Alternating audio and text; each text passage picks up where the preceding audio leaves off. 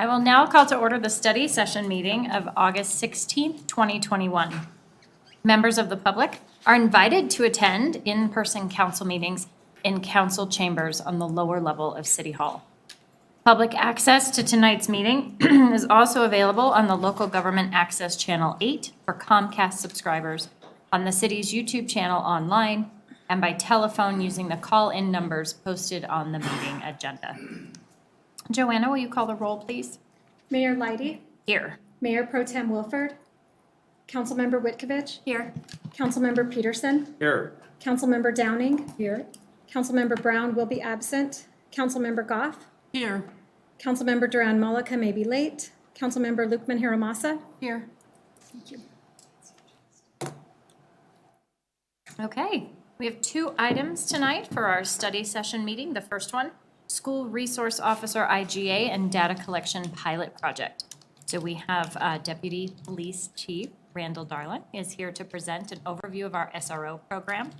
And then we also have Adams 12 Chief Operating Officer Pat Hamilton and Security Services Director Stacy Gahagan? No. Yes, close, maybe. We'll present the district's data collection pilot project. So welcome, everyone. So Deputy Chief, I think you have the floor.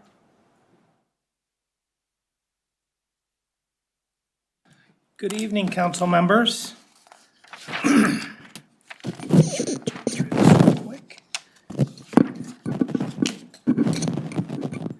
I can't see from my angle. Is the PowerPoint up? It's coming. Just advance it one. Ah, There we go. there it is. Okay. All right, so good evening, council members. I wanted to take an opportunity to present the School Resource Officer Program in conjunction with Adams 12 5-star schools. As was mentioned, Pat Hamilton, part of our team tonight, Pat Hamilton, Chief Operating Officer for Adams 12, and Stacy Gahagan is the Security Service Director for Adams 12, and they'll be part of our presentation as well. They'll do a piece on the data collection and on the School Resource Officer Program. I'd like to start with a history for Northglenn's SRO program. The program began in the early 1990s. It was established as a collaborative effort with the Adams 12 5-star school district, and eventually grew from there. It started out with one SRO, and that was at Northglenn High School. It grew from that point up to 4 SROs and 2 DARE officers. And then in the early 2000s, there was a school reorganization and restructuring, and then we now currently sit with 3 SROs, one at Northglenn High, one at Vantage Point, and one at Northglenn Middle School. With regard to our SRO selection process, we look for certain qualities within our officers for the SRO position. We look for an officer that's able to contribute to the positive police-school community relations effort. We look for officers that have an ability and a desire to work with school-aged children, as well as an officer that's open-minded and has an open-minded approach for dealing with youth.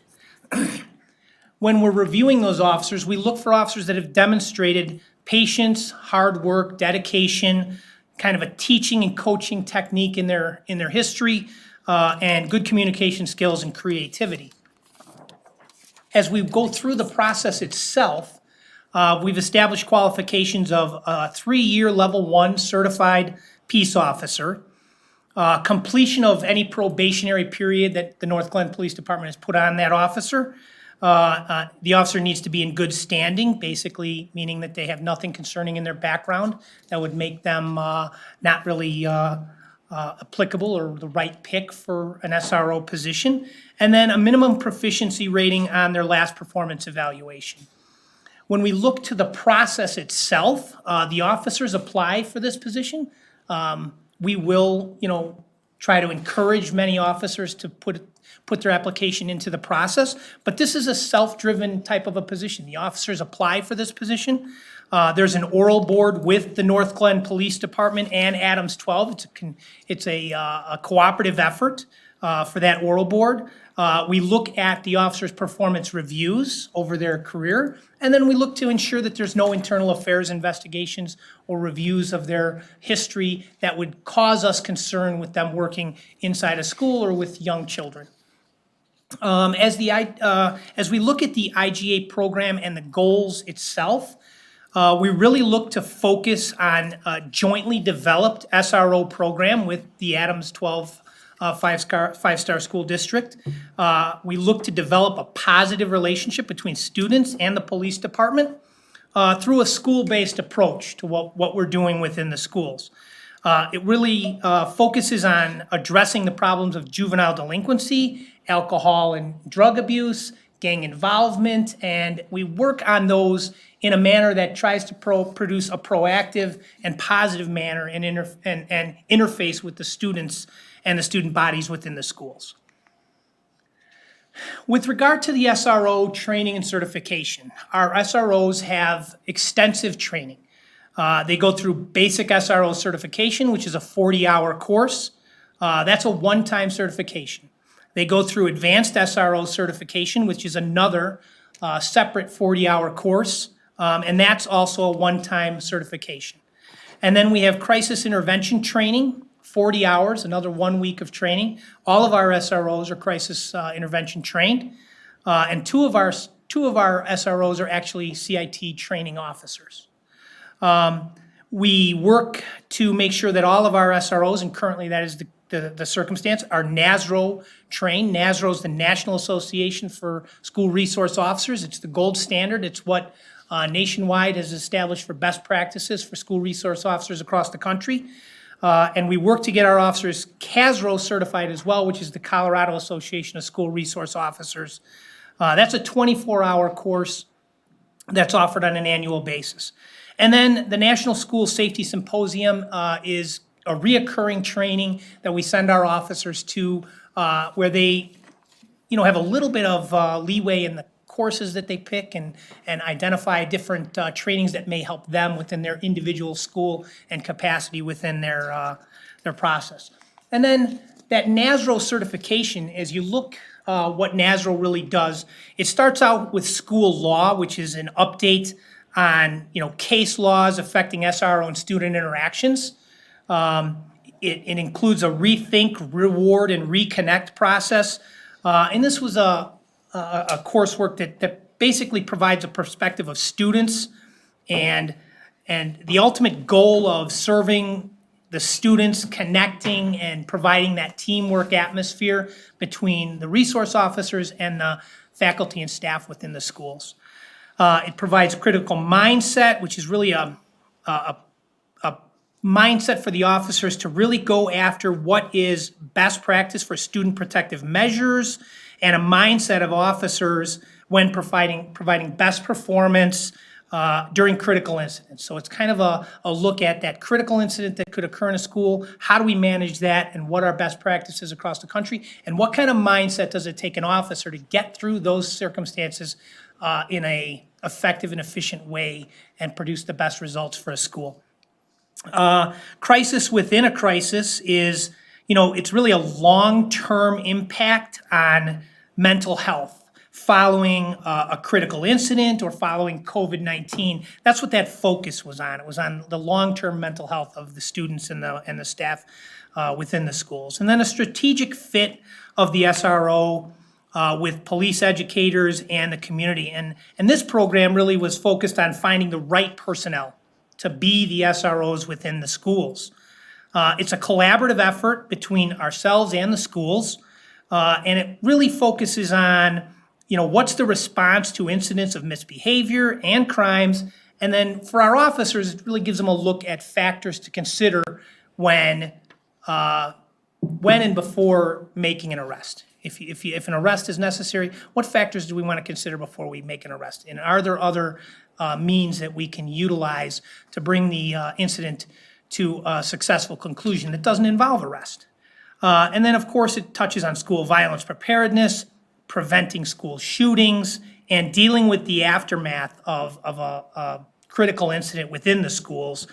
And that provides a perspective of parents and teachers post-school incident, post-critical incident, the lessons learned, the best practices, and what it takes to reestablish trust within the community and a feeling of safety for the students and the families in the community post-incident within the schools. And that's just the starting points for that training. It includes de-escalation training. It includes teen suicide and awareness and prevention, autism awareness, conversational Spanish, which provides a little bit of opportunity for our officers to engage in bilingual students if they're not natural speaking. And then restorative justice practices, which is an area that we're working specifically to make advances here. We're working with the municipal judge and LINC to provide services before serious problems arise, and we look forward to working with CRU, the Crisis Response Unit, as that program rolls out into the city as well in the restorative justice practices. So then it touches on legal liability issues within the schools, and of course FEMA and ICS, just your basic management of critical incidents within the schools, threat assessments within the schools, standard response protocol for any kind of active incident, reunification and active shooter, which our entire department went through that training within the last month. All of our school resource officers and all of our officers and detectives within the organization went through that training in the last month. With regard to the SRO class instruction, so this is an area where our SROs are reaching back into the classroom and taking more of the traditional teacher role. Internet safety, students and parents, our SROs are working on these type of programs within the schools. Fourth Amendment and government classes, dangers of drugs, stranger danger, forensic science, just give the students a basic concept of fingerprinting, photographing, DNA, how that works within crime within the community. Accident math, which is really, it looks at accident reconstruction and gives the students a real-world application of how math can actually function as we utilize it in a criminal investigation for accident reconstruction, distances, measurements, and all of those factors. They teach a course on healthy relationships and preventing domestic violence, drug prevention, gang awareness, school zone safety, and they also work with the staff and teachers within the schools and counselors on what the duties of the SROs are and what ways they can be of most assistance within the schools as they produce the day-to-day activities of the SROs and the student interactions. So that's a touch on some of the stuff that we actually go out and teach. Our SROs go out and teach, but these are some of the programs that they're also involved in within the schools. The restorative justice and practice, which I touched on earlier, how to reduce recidivism in the schools. Crime prevention through environmental design, they do that in conjunction with Adams 12. So in what ways can we help the schools through environment that may reduce any type of criminal conduct within the schools? Can we add lighting? Can we add cameras? Can we work together to identify spots that we're going to have trouble where we can maybe head that off before it starts to happen? Lunch and laptop distribution during the COVID-19 pandemic and a bike safety program are just a few that we work on. And then events that we're also a part of throughout the school year. Safe Street Halloween, that's a very large event, very successful here in Northglenn. The Christmas Crusade, the school dances, and all the sporting events. So our SROs are actively engaged in community events that are tied directly to the school and the events that are, directed by the school themselves.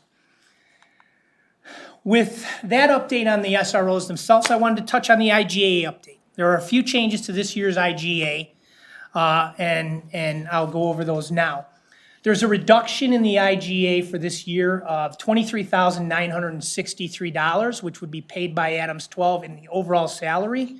And that reduction is due to extended closures during the last school year during fall 2020.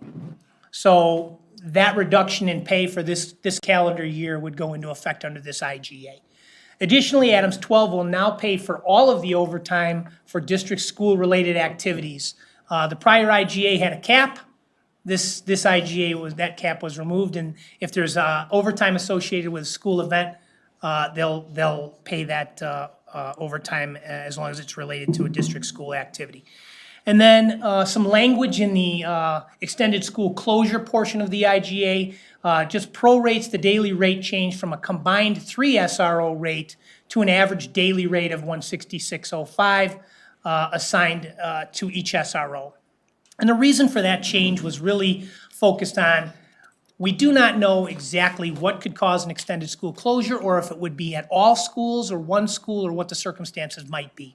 So this provided just clearer language so that if there is an extended school closure, regardless of where it is, per SRO, it would be $166.05 based on a daily rate per school that had the closure. It would be an easier way to calculate that reduction that was kind of identified earlier in the presentation.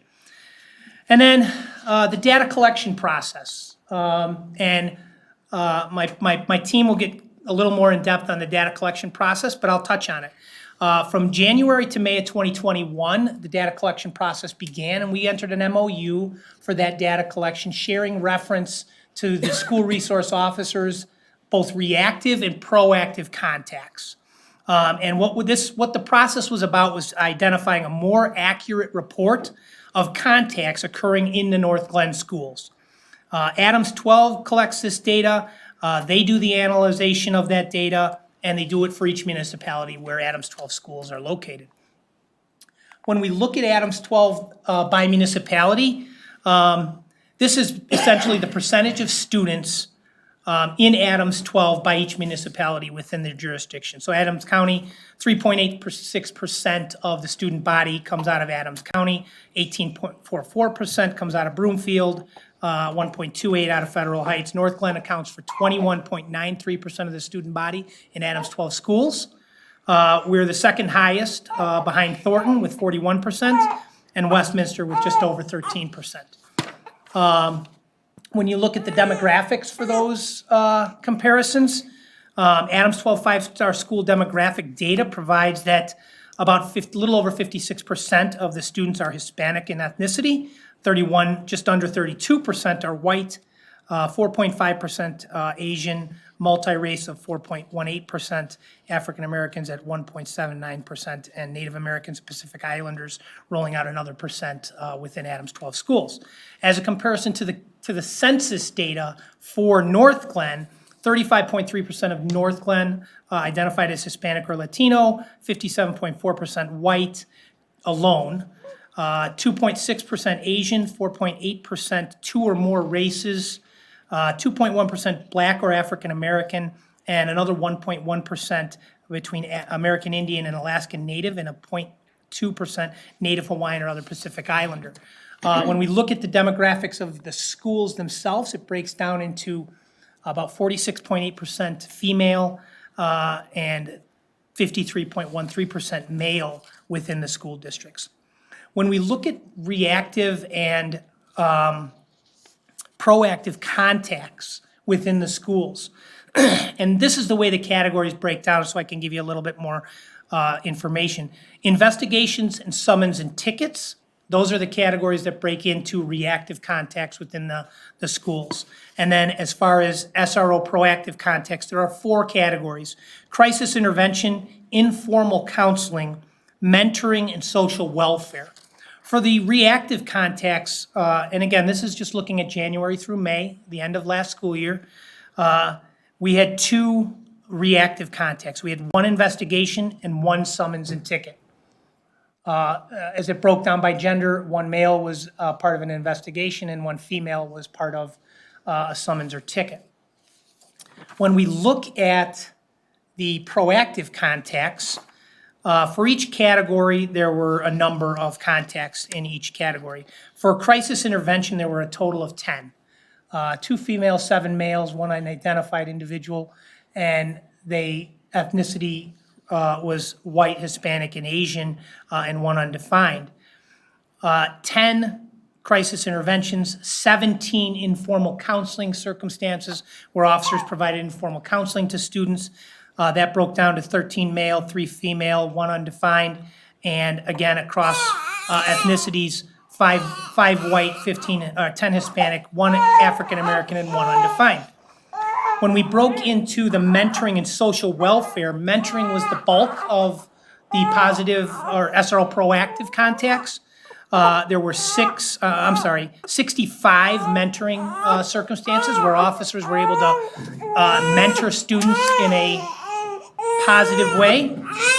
And then there were 11 social welfare referrals, so providing some type of social welfare services to the students in a meaningful way.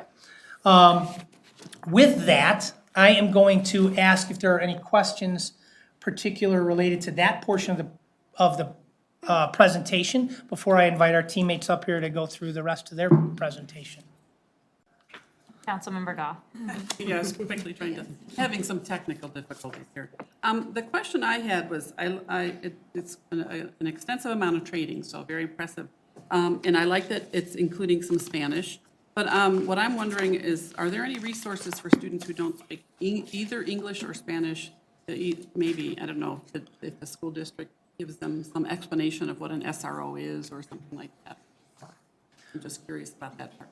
Okay, so with regarding to what an SRO is, Well, I can give I'm you. just imagining like an immigrant from another country and, not speaking English, and they see a police officer in the school, they might not know what's going on, or, might have Okay. some concerns or something. Okay, I better understand the question there. So the SROs do work with the student staff, with the school staff and the principal and the teachers to introduce themselves to the students in a meaningful way at the beginning of every school year.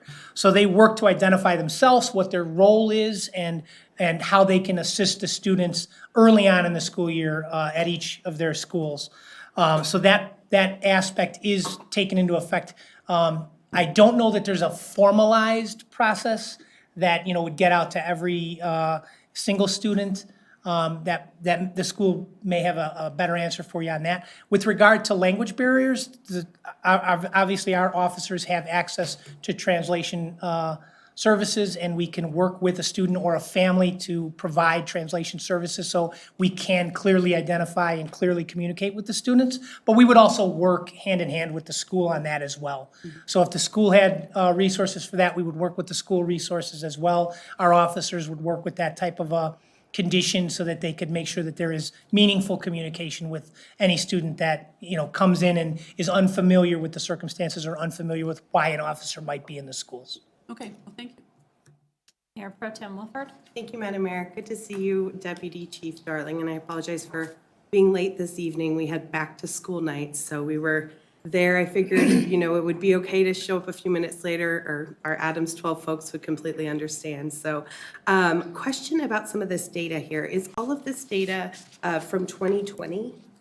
So the data that I reflected in the end of the presentation was really from 2021, January of 2021 to May of 2021, this past ending school year. Okay. And the data is collected by the schools. Okay. And do we have any previous data from previous years, or is this the first kind of segment of time that data's been collected? So this is part of the MOU that was established, and it's new data that's being collected to give us the best picture of what type of interactions the school resource officers have within the schools during their day. Okay, so we don't have any other data from previous years. This is just looking at.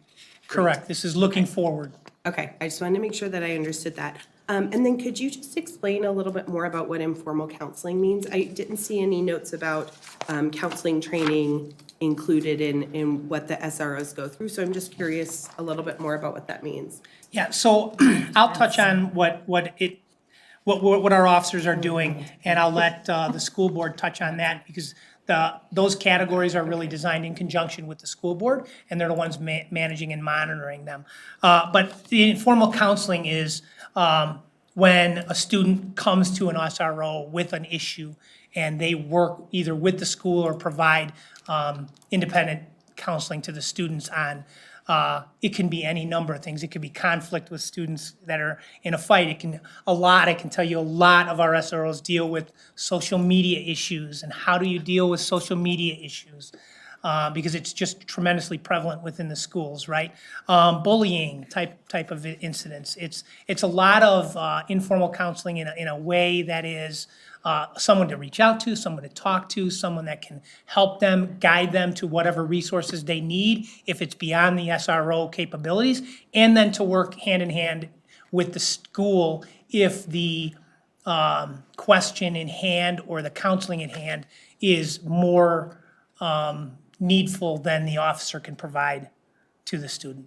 Okay, that's helpful, and you're right, the social media piece definitely adds a layer upon everything else, so thank you for that. And then I just have one last question that may or may not be for you, and maybe better held for the second part of this presentation, but is there any plan to continue to collect data after there's a contact with an SRO to kind of, determine, or to, I guess, learn more about what happens to this individual, right? This individual student, do they continue to have interactions with an SRO?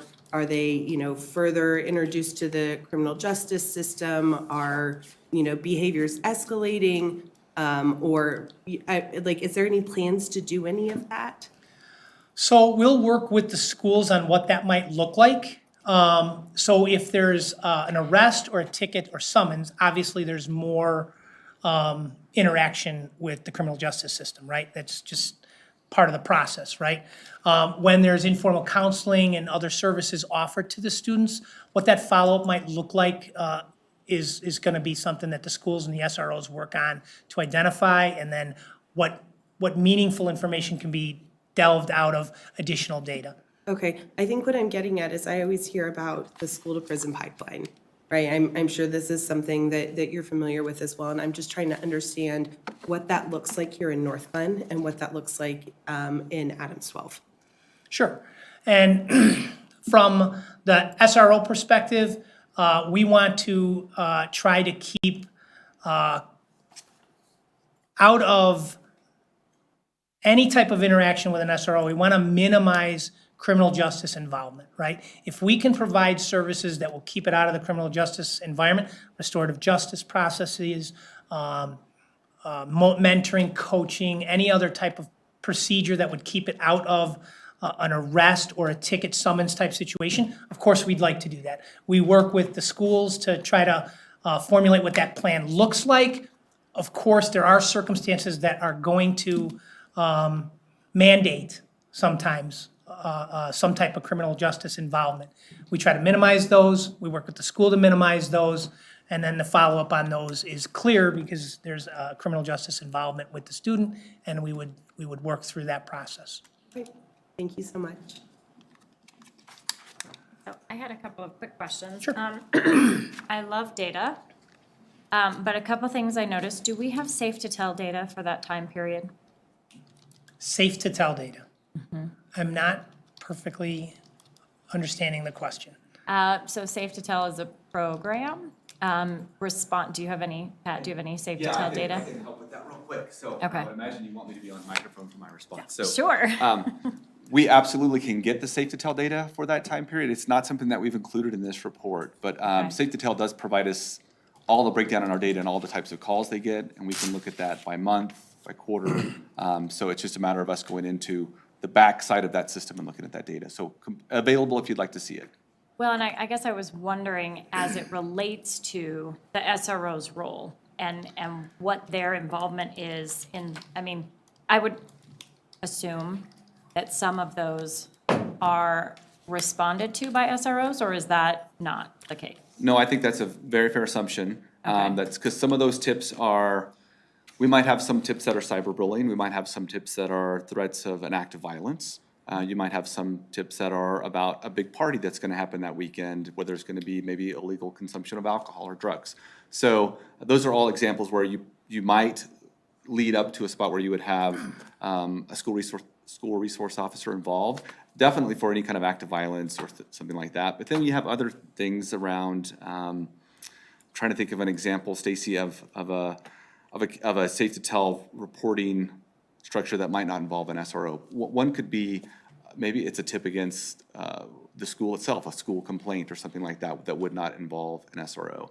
So there's non-criminal matters that are tips that we receive through safe to tell that would be handled by school administration. But those things that are a threat to safety and well-being of students or staff, those are going to involve SROs. I just know that some can take up a considerable amount of time. Mm-hmm. And when we looked at the job description of the SRO, some of those welfare pieces too, I know Safe to Tell is frequently used for suicide. So I just wasn't sure how that intersected with this data is all I was wondering. So our data collection, and we're going to talk about that here in just a minute, this program is in its infancy. As you know, last year, between January and May, we had a very limited number of days where we actually had in-person contact with students where SROs were able to engage. But we want to talk about the program because we're excited about it, and we think it's going to help us start to develop a narrative around what SROs are doing in our buildings. So we'll talk about that when we wrap up and transition to the other part of that. But yeah, that's we have not linked it to the Safe to Tell data, but I think that's a great suggestion. Something we can definitely look at doing. Okay. And can you give a quick overview for those that don't know what Safe to Tell is? So Safe to Tell was started, it was a recommendation out of the Columbine report. So it's an anonymous tip line that's actually now managed, it started out as a nonprofit, but now it's been absorbed by the Attorney General's office, and so that staff works for the Attorney General's office. It is an anonymous tip line that anyone in the state can use to call in and report. There's just a host of categories, but really anything that it could be cyberbullying, it could be, I got bullied on the playground today, or it could be something of, I have 3 friends that are planning an active school violence event. So that all of the calls are anonymous and protected by the Attorney General's office. So if someone were to try to subpoena records from Safe to Tell, they would quickly meet an attorney from the AG's office to say that's not allowed. It's been, gosh, I would say 2001 or 2. I mean, it's been around for a while. That's probably the quick down and dirty overview, but it's so key things to this program. So there's a disposition report. So if a school receives a Safe to Tell tip, we are required to respond to the Attorney General's office within a certain amount of time. So we have to investigate that tip, and then we have to write a disposition report for that. We have to provide contact information. So in our case, we're very fortunate in Adams 12 5-star schools to have a communication center that's manned 24 hours a day, 7 days a week. So for something like a suicide tip or active school violence, we are going to see that tip in the middle of the night.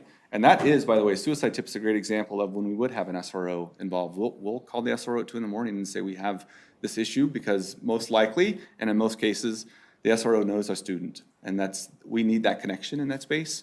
So yeah, we're fortunate that we have a line that's manned 24/7, but also in addition to that, Stacy Gahagan gets those calls. We have several people throughout the district who get those calls, text messages, 24 hours a day, 7 days a week to respond to those situations depending on what they are.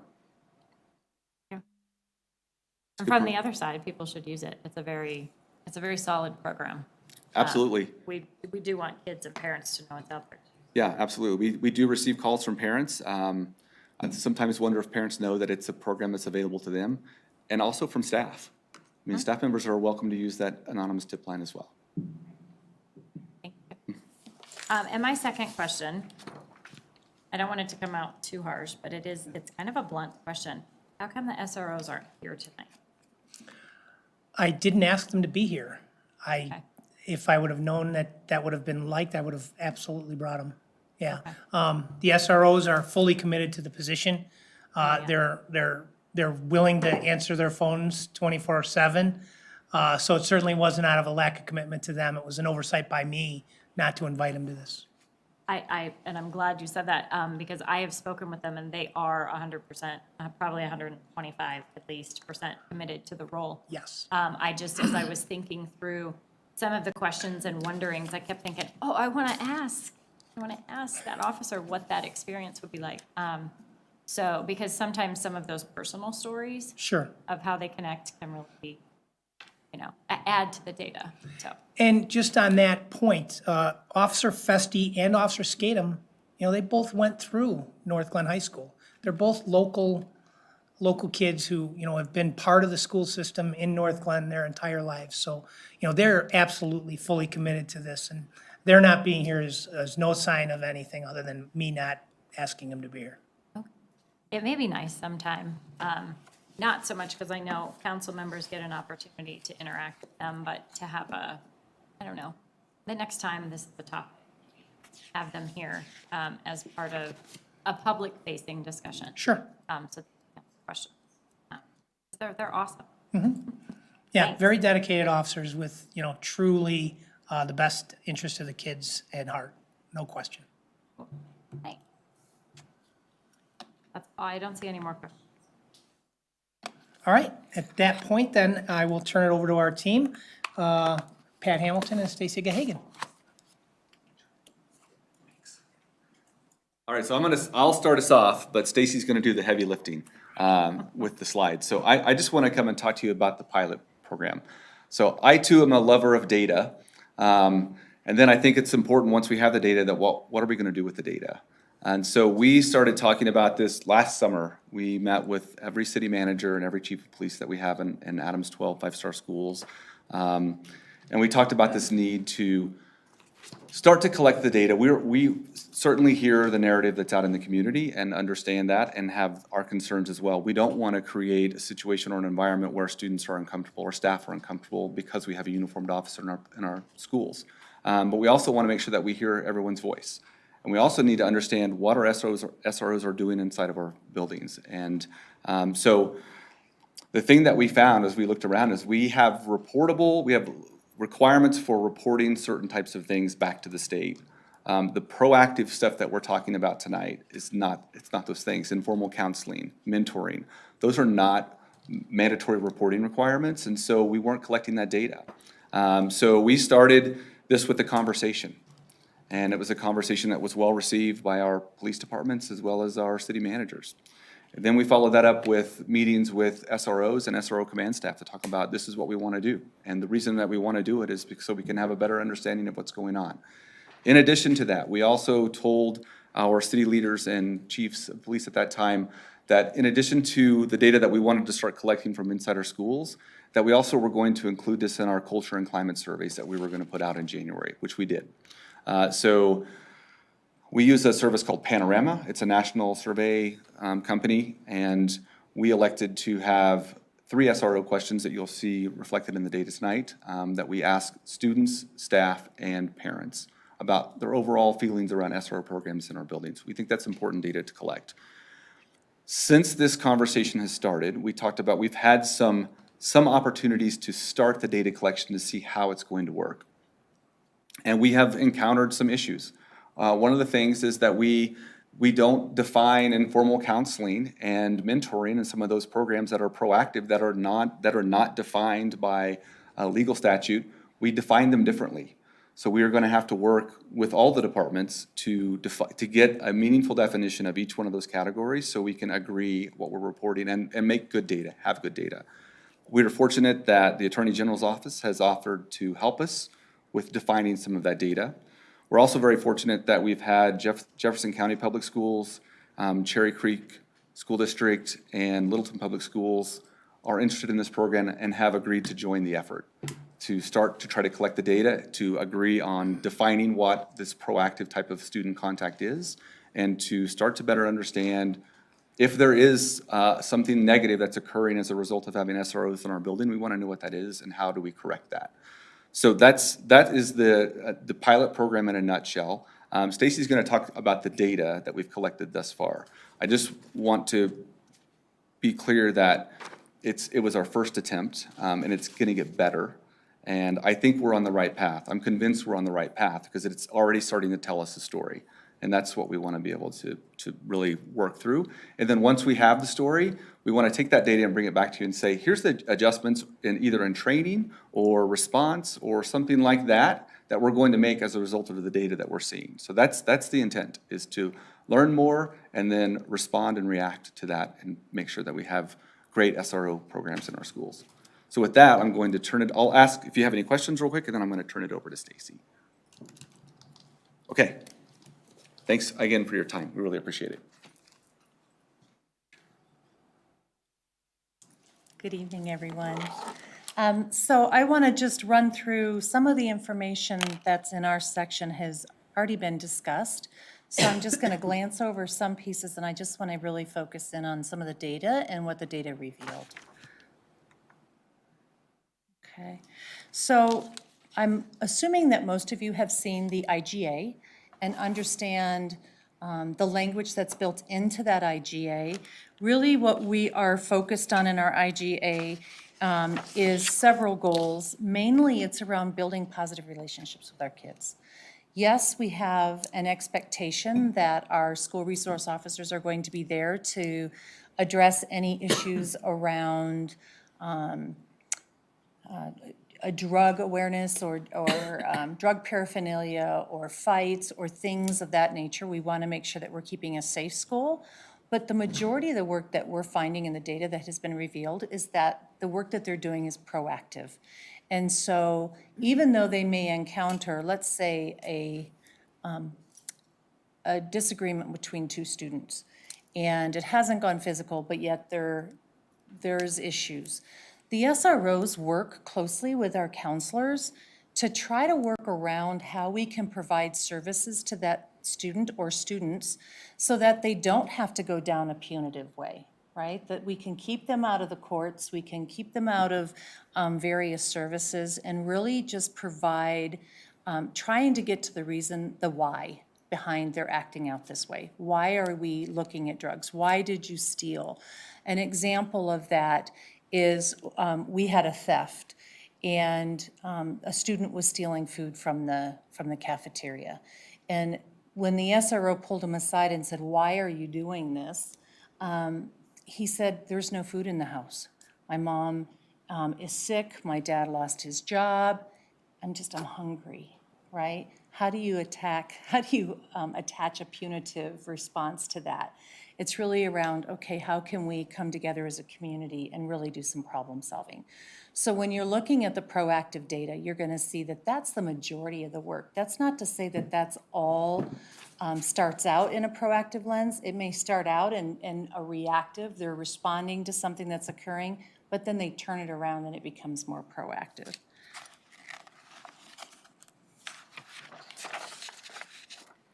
So as we had talked about earlier,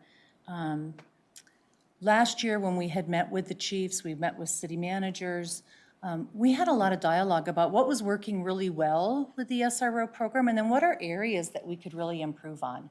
And out of that dialogue culminated into the MOU, and then it also put in together a 3-phased training curriculum that the school is managing. And we recognize that it's not just the SROs who are responsible for keeping our schools safe, but it's also our administrators, it's our campus supervisors, and how, what is the work that we're doing to support that teamwork approach and to support the various elements that a school administrator has to work through when they're dealing with a student who may be in crisis versus the SRO, and how can we marry some of that work together so that we're really servicing that child in the best way possible.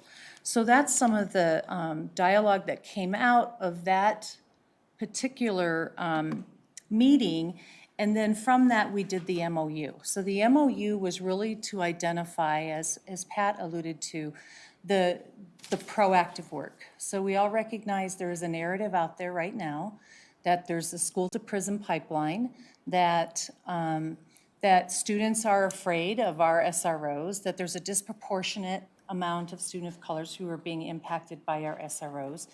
And a lot of that is coming from data that is, it's not necessarily providing you the whole picture. If the state is only requiring us to collect tickets, summons, and arrest, then how can we really identify the other positive work that's going on? The other side of that is, in that data, for instance, you have to collect arrest. So we had, in the data that we collected throughout the whole district with all of our municipalities, initially it showed that we had 6 arrests in that semester that we collected the data. When we dove into those incidences, we found 2 elementary students were transferred to the link. That's not an arrest. But by NIBRS, the tool that is used to for data collection for SROs and across the deal, it's not just SROs, for law enforcement in general, the record keeping is done through NIBRS, which is a national system, And that identifies arrests differently than what the state statute identifies as arrests. So we have 2232-146, which is a statute that identifies what we have to report every year as an SRO. The problem is when that information is being sent to the state, they're not teasing apart they're not qualifying the arrest from what NIBRS says and from what the state statute reads. So there's an inflated number of arrests that you're seeing out there that's being reported at the state, and the majority of those are not really constituted as arrest in that 2232-146. Another example is if we had a filing, if a student wasn't physically taken into custody in our school or at a school-sanctioned event or in transportation, according to that statute, it doesn't fall into that reporting. So out of the 6 that NIBRS identified, 0 of those met the criteria for the state statute for reporting. Not a lot of people right now in the state are teasing apart the data that we've been doing. So there is a false narrative out there that there's a lot of arrests, when in fact, there's just a conflict between state statute and what NIBRS is collecting. So the MOU was signed for the most part in December, January timeframe, and we started collecting data. January 25th is when our students came back. And that's when we started collecting the data. One of the things that we identified in collecting the data, back to what you said about the safe to tell. So the safe to tell data is embedded in the numbers that you see here. But if an officer responds to a home to do a welfare check based on a tip that we received, one officer may qualify that as social welfare, and another officer may have put that in the category of crisis intervention. So we weren't comparing apples to apples when we started teasing apart the data. So out of the 516 interactions that our SROs had across the district during that period of time, we had to go in and look at the narrative in each one of those 513 or 16 cases to really decide where it fit in those categories and which was most appropriate, so that we were looking at an apple-to-apple comparison.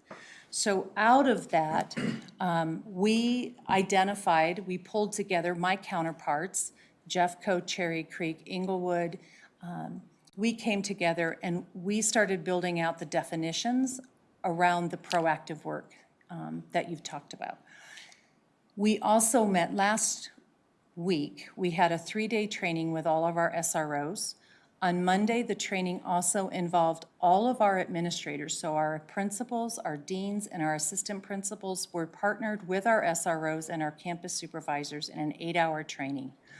In that training, we talked about really identifying how we can work more proactively in our schools. And an aha moment for me was an elementary principal approached me and said, "This is amazing.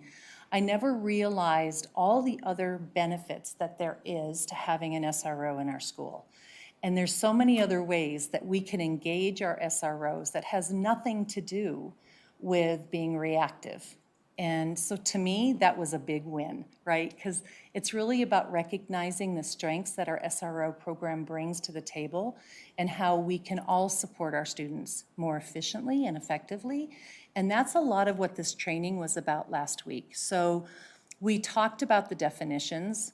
On Wednesday, we met with just the SROs and we went through each one of the different categories, and we got their input on what that looks like as far as building out those data, the definitions around that data collection piece. And then that is going to be sent over to the Attorney General's office. We've worked closely with the Attorney General's office. We've also met with Senator Bennett's office and talked about the data collection and talked about the inconsistency between NIBRS and our current state statute. As Pat said earlier, they're very interested in partnering with us and helping us bring the right people to the table to at least look at the data and to see some of the work that we're trying to do to really provide more of a better, more complete picture of the SRO and the work that they're doing in our schools. So they're going to be receiving some of this data. They're going to also be receiving the definitions that we talked about, and then we're going to be asking for a voice at the table when they come back and they consider building out another statute or another state law similar to what 182 was representing. So we are excited for that work.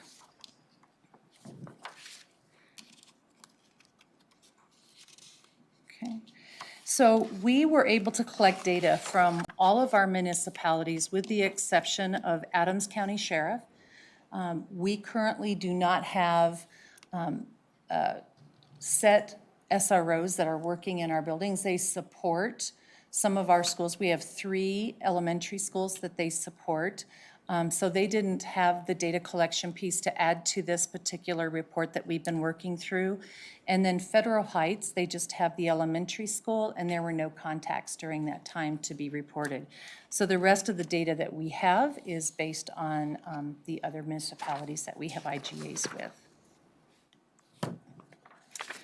The categories that we're talking about today, we're going to work through and talk a little bit more about what those categories are, so that we can kind of break that down. So I'm going to kind of speed it up a little bit. The proactive contacts, crisis intervention. So the definitions that you see here are from the SRO and from our counterparts. And I'm not saying that this is where we're landing as a state, but this is going to be our first go at it, our first round, in presenting this to the Attorney General's office and seeking additional clarification. So crisis intervention, we identified as responding to a student's social emotional concerns and providing suicide risk assessments and support. So that would include those safe to tell tips where we have a student who may have posted something online or had spoken to a friend that had said that they may have an intent to harm themselves. Informal counseling, we didn't want our SROs to think that every time they interacted with a student in passing in the hallways that they had to sit down and say, what's your gender, what's your ethnic background? It was really more focused on a more intentional conversation that they were having with the students. So if they're walking in the hallway and they're saying, hi, how are you doing? How's mom? How's dad? How's your brother? That doesn't constitute as informal counseling. It's really if a student comes in and speaks with the SRO and talks to them about things, maybe they are having a bad day, maybe they are having some domestic issues with a parent or with a girlfriend. Our SROs do a lot of coaching around what happens if you get a speeding ticket, what happens if you get a trespass ticket, and how do you manage that and work through the court systems. They will talk and counsel them around drug and alcohol and how we can redirect a student. That's that informal counseling piece. You'd be amazed at how many students seek out our SROs to just have these conversations versus sometimes just a counselor, because it's a little bit more informal, not quite maybe as threatening to some students. It just depends on what need they're trying to fill, okay? Mentoring, again, this is some of our more formal programs such as the Teen Police Academy, Explorer program. This may be, we have bicycle programs, we have fishing programs, and so that would be some of the mentoring. We have some of our SROs who are coaches, or they just show up at football games and they're on the sidelines and they're encouraging our students to do well or when they've done well. Then there's the social welfare. This is really where they're going out to a home and check on the student's well-being. This may be that they have been, there has been an indication that there's trouble in the home. The principal has asked them to go out and to just check on the student. Maybe they've been absent for several weeks at a time and they just want to make sure that the student is okay. And a lot of times the SRO already has an established relationship with the students, so when they show up, they tend to get a little bit more information and are able to support in place. Okay. Some of the other areas that they support our students in is our students that may be homeless, who may be experiencing various stages of homelessness, because we have that as well. The reactive work is what we talked a little bit about. Investigation's a pretty broad term. Investigation can be, we received a tip and we just need to look into it to define if there's any validity to what's going on. An investigation can be criminal, it can be a child abuse situation, because we're mandatory reporters, and then just in general, other types of law enforcement types investigations that they may be working on. A ticket and a summons means that it's pertaining to a criminal offense on school grounds at a school activity or event or transportation. So again, this is where it aligns to that 2232-146. That's where the definition is coming in for tickets and summons for the means of this reporting. And then arrest also, it's an arrest where we take a student physically into custody on school property activity or on school transportation. Part of the other MOU, part of the language in the MOU also was, it was about data collection, and it was also about immediately being notified if a student is placed in handcuffs. We want to make sure that, that we as a district is aware of that if it occurs on school grounds, and we want to have a timely reporting of that. So that was another piece that was built into the MOU, and we didn't have any incidences of that this year. So now going into the data. So some of this you've already gone over. So this is data that is from the district-wide, not specific to Northglenn. But as I said, we had 516 interventions. And please know that this was like I said, this is the first semester we collected this data. So officers were also dealing with COVID and kids coming in and out of school. So we imagine that this next year we'll have much cleaner data and a better sense of the totality of the work that they're doing. This really was just a glimpse for this last semester, taking into consideration our challenges around COVID. And then the percentage of students attending school in each jurisdiction, the deputy chief had already gone through that with you. Here is our SRO contact by ethnicity, and again, this is our district data, not specific to Northglenn. Here, we broke it down into two buckets, reactive and proactive work. The red indicates reactive, the blue is proactive. You'll see at the bottom there the number of African American, Asian, Hispanic, Native American, unknown, and white. So the unknown, sometimes we have situations where students may have more than one ethnicity or more than one race. And so sometimes they would get placed in that unknown category. So that's why you're going to see this throughout some of the data. Okay. And then to compare that, we placed next to that just a pie chart that goes over our ethnicity breakdown so that you understand as a district. We have approximately 44% Hispanic, 44% white. And then you can see there's a much smaller percentage across the board for our other students of color. The SRO contacts now that are specific to Northglenn, SROs, they had 105 interactions that were documented during this time period, okay? There was 10 crisis interventions, 17 informal counseling, 65 mentoring, 11 social welfares, and then the one investigation and the one ticket. And then you can see off to the side how that is broken down by enrollment by ethnicity for our Northglenn students. Here is the two buckets, the reactive and the proactive, and those are also broken down based on the student's ethnicity. You will see that the reactive work is very minimal compared to the proactive work across the board. As Pat had mentioned, we in January pushed out a Panorama Survey, which is a national survey. We did not have the opportunity to customize the questions that we were asking our families, our students, and our staff. We had to use the survey questions as they were presented in Panorama. So you can link to this document to show you all the results of the survey, but we're going to just touch on a couple of areas. So only students in grades 6 through 12 were asked the SRO questions. So our elementary schools our children in the elementary age did not get asked any of these questions. Staff and family members did. In our secondary levels, all 3 groups were asked the questions. Okay. All district staff as well as the families were asked as well. So district staff was also included in that, not just our school staff. The Family Relationship Survey, this talks about the data regarding SRO in students' perception, as well as the data here that shows the reflection of the students' perception of the SRO by student ethnicity. And here are the questions that were asked. The first question was, how safe or unsafe do you feel having a school resource officer at your school? And you'll see that overwhelmingly 71% favored having an SRO. How comfortable do you feel being around your school resource officer? 57%.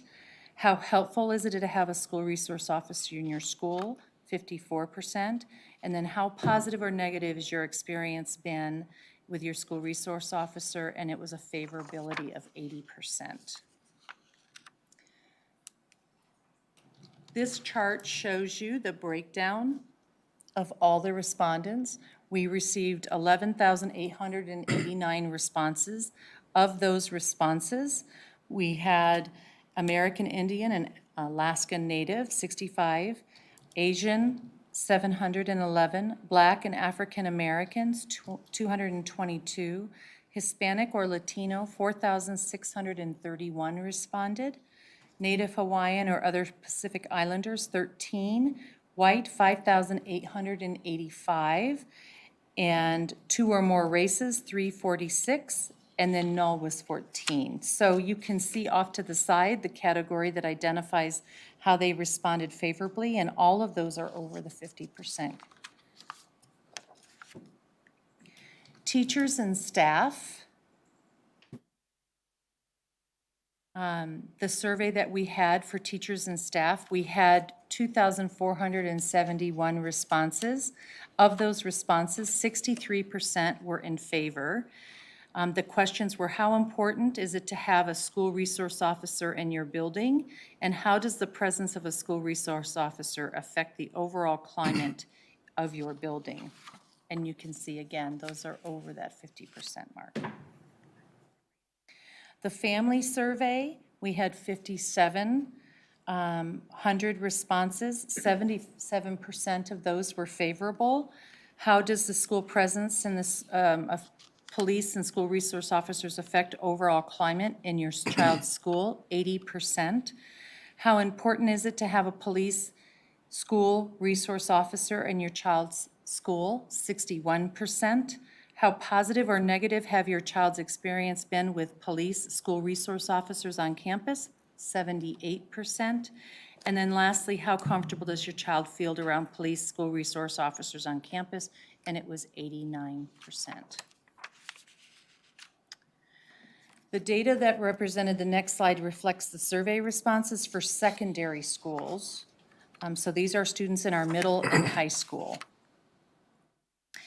Here you will see, and I don't know if you can tease that apart, but the blue represents Asian, the red represents Black, the yellow represents Hispanic or Latino, the green represents 2 or more races, and then the orange is our white population of students. And you will see here, again, that the majority of our students, based on the schools, Holstrom, Northglenn High School, Northglenn Middle School, STEM Lab, and Vantage Point and Crossroads. Again, all of them are over the 50% mark. The family school relationships, here we're talking about data that represents the survey responses for families of students enrolled in our elementary, middle, and high schools. The blue is family and the red is staff. You will see here that for our families, it's predominantly over the 50%. Here, you're going to see a dip in the red for our staff. And the reason for that is because of the way that the question was asked to our elementary school staff. Because our SROs do not generally work in the schools full-time at the elementary level. This was misinterpreted on a lot of levels with our staff. It wasn't that they didn't support the SRO, it was the way that the question was posed that created a lot of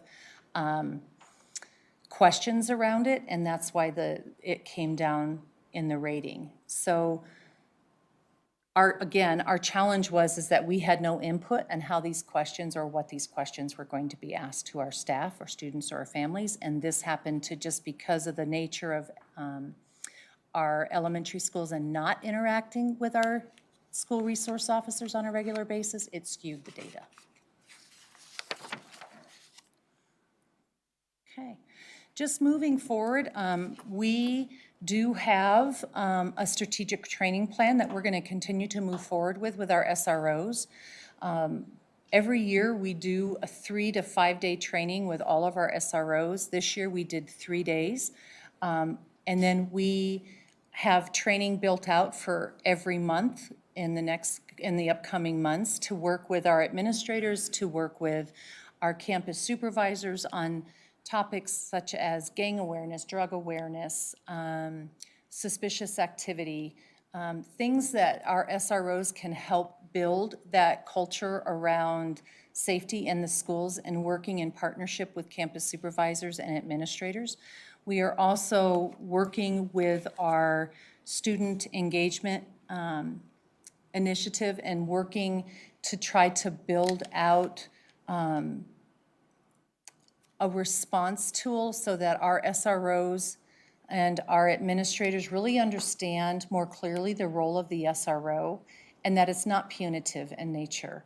I think one of the most impactful comments made on Monday in our training was our superintendent got up and said, we all have a responsibility to student safety, and our administrators, he encouraged them to do a lot of reflection on how they engage with the SRO and how they are pulling them into incidences that maybe should be managed within the school. And so we take ownership in what a lot of this looks like. And what I mean by that is our SROs are not going out and seeking things that are occurring in the schools as much as it's being brought to them through the administrators. And so working in partnership and understanding what that role is. So for instance, if you have a student who is dysregulated in a classroom and is struggling with some mental health concerns, it may not be most appropriate to have an SRO come in and de-escalate. It'd be more appropriate maybe to have somebody with a mental health background coming in and working with that student. So those are some of the parts and pieces that we're working through over the course of this year to really enhance the SRO program across the board. We're also asking the Attorney General's office to allow us to have a year of solid data before they make some significant changes in what the laws may look like around SROs. We are advocating that it's not necessarily, we're not necessarily getting that full picture, and we're making decisions on just a small piece of information and not the full picture. So we're really asking them to slow down and to really look at all the data sets. This data collection piece was presented at CASRO, which is our state organization for SROs. It was overwhelmingly successful and very welcomed across the state from other SRO programs. And we're going to see other school districts collecting this data much like we are right now, and then using that data to support and to inform practices moving forward. So I'll stop there. All right, Any Councilmember questions? Goff. Thank you. Now, the question I had, again, thinking about getting a full picture is survey, and maybe you said something about this, and I was like looking at something else, but how many students didn't take the survey? What percentage of families did? I mean, do we know, are we missing people? Were they sent to families by, in different languages, or was it all in English? I'm just kind of curious about some of that. Do you want to speak to that? Because that was not my. I know that I believe that we send it out in English and Spanish, and I don't know that we send it out in the other languages. I think there's approximately about 90 languages represented in Adams 12 right now. So I don't know how many languages we're sending it out in, but I'm pretty confident that it's going in English and Spanish. And then the way Infinite Campus sorts mail, it will identify households that are primarily Spanish-speaking and send them the Spanish version, and then English receive the English version. And do we have any data on how many people did not, fill out the survey, or how many students did not? I'm just kind of curious. We do. I don't think it was reported in this, but we have a percentage of our population for each one of those categories that completed it. And so obviously through deduction, the other would be the non-respondents. Yeah, generally, I mean, even here at City Council, when we try to solicit information from our residents, it's a small percentage of people that actually respond. So I was just curious. Yeah, I think I think we're typically usually very surprised and very, we get a good amount of responses to this data, or to the survey that we send out, and I feel like everyone is always aware of survey fatigue, but this is like the one that we really do push and ask parents to respond. If there's one you're gonna respond to, this is the one, and we're sensitive to not have other surveys out in the system before or after, just to try to get people to focus on this one. This is an important part of the feedback we get from our community. Okay. And then I just want to address the questions and why they're normed. So those are nationally normed questions. And this year, we did not have enough school districts for us to compare our data to other school districts. But as those questions become available, and as more districts are starting to ask these same questions, and we have a high enough percentage of other districts that are asking the exact same questions, we can compare our data to other districts across the country. And that's why we want to use those nationally normed questions versus our own. So it will give us better data in the end. Makes sense. So Pat, really quickly, you put the link to all of the data in the presentation, which I do appreciate. So it does show response numbers. How many students received? Also, I guess it depends by grade level. yes, and I would have to get Dave Bain in here to talk to you about like the method that we use. I would imagine it's a paper survey that goes out to elementary school kids where they're doing it at their desk. But I don't know the back end of what that looks like as far as how the test or the survey's administered. Well, it just says like over 6,000 students in grades 3 through 5. Just don't know how many. Responded? Yeah, I don't know how So many we're students you have. probably, our enrollment, as you all know, we're declining enrollment, so we're probably around going to be hitting that mark around 36,000 students this year total. The breakdown of that is, so we probably, I would say we're in that 18,000 range, 18 to 19,000 probably at the elementary school grades, but don't have that. That's just Yeah. me thinking about logically what that would look like based on how many schools we have and how many kids are where, so. My estimation technique is not going to work. My demographer could give you a much better answer. That's okay. Mayor Pro Tem Wilford? Thank you, Madam Mayor. Thank you so much for all of this great information. It's really helpful. A couple of questions, again, just to kind of make sure I'm getting the full picture here. I feel like we've spent a lot of time in this presentation talking about, all of the proactive work that these SROs are doing. And it seems a lot of it is focused on, social and emotional well-being, right? So a lot of mental health stuff. But I guess I'm trying to understand it. It doesn't look like there's a ton of training almost that kind of matches that level of proactive work that's expected. And so I'm just wondering if you can help me kind of understand, are they, it looks like a lot of the training is around de-escalation and, violence in schools, threat assessment, et cetera, but I'm not seeing a lot of that, I guess that mentoring and that counseling piece as well. And so I'm just wondering if you can talk more about that piece and where that piece comes in, given that there is such a focus on this proactive work. Sure. So the training that the SROs went through last week involved suicide risk assessment, talked about positive youth development, talked about our gifted and talented population, talked about IEPs, students who are on IEPs. We spent a lot of time talking about how recognizing that social emotional piece and how they can talk about students who may have trauma, who've exposed to trauma. So a trauma-informed care was another one of the topics that was spoke about last week. So we do put a lot of emphasis on that. We have had in the past, so that it wasn't just last week that we've done this.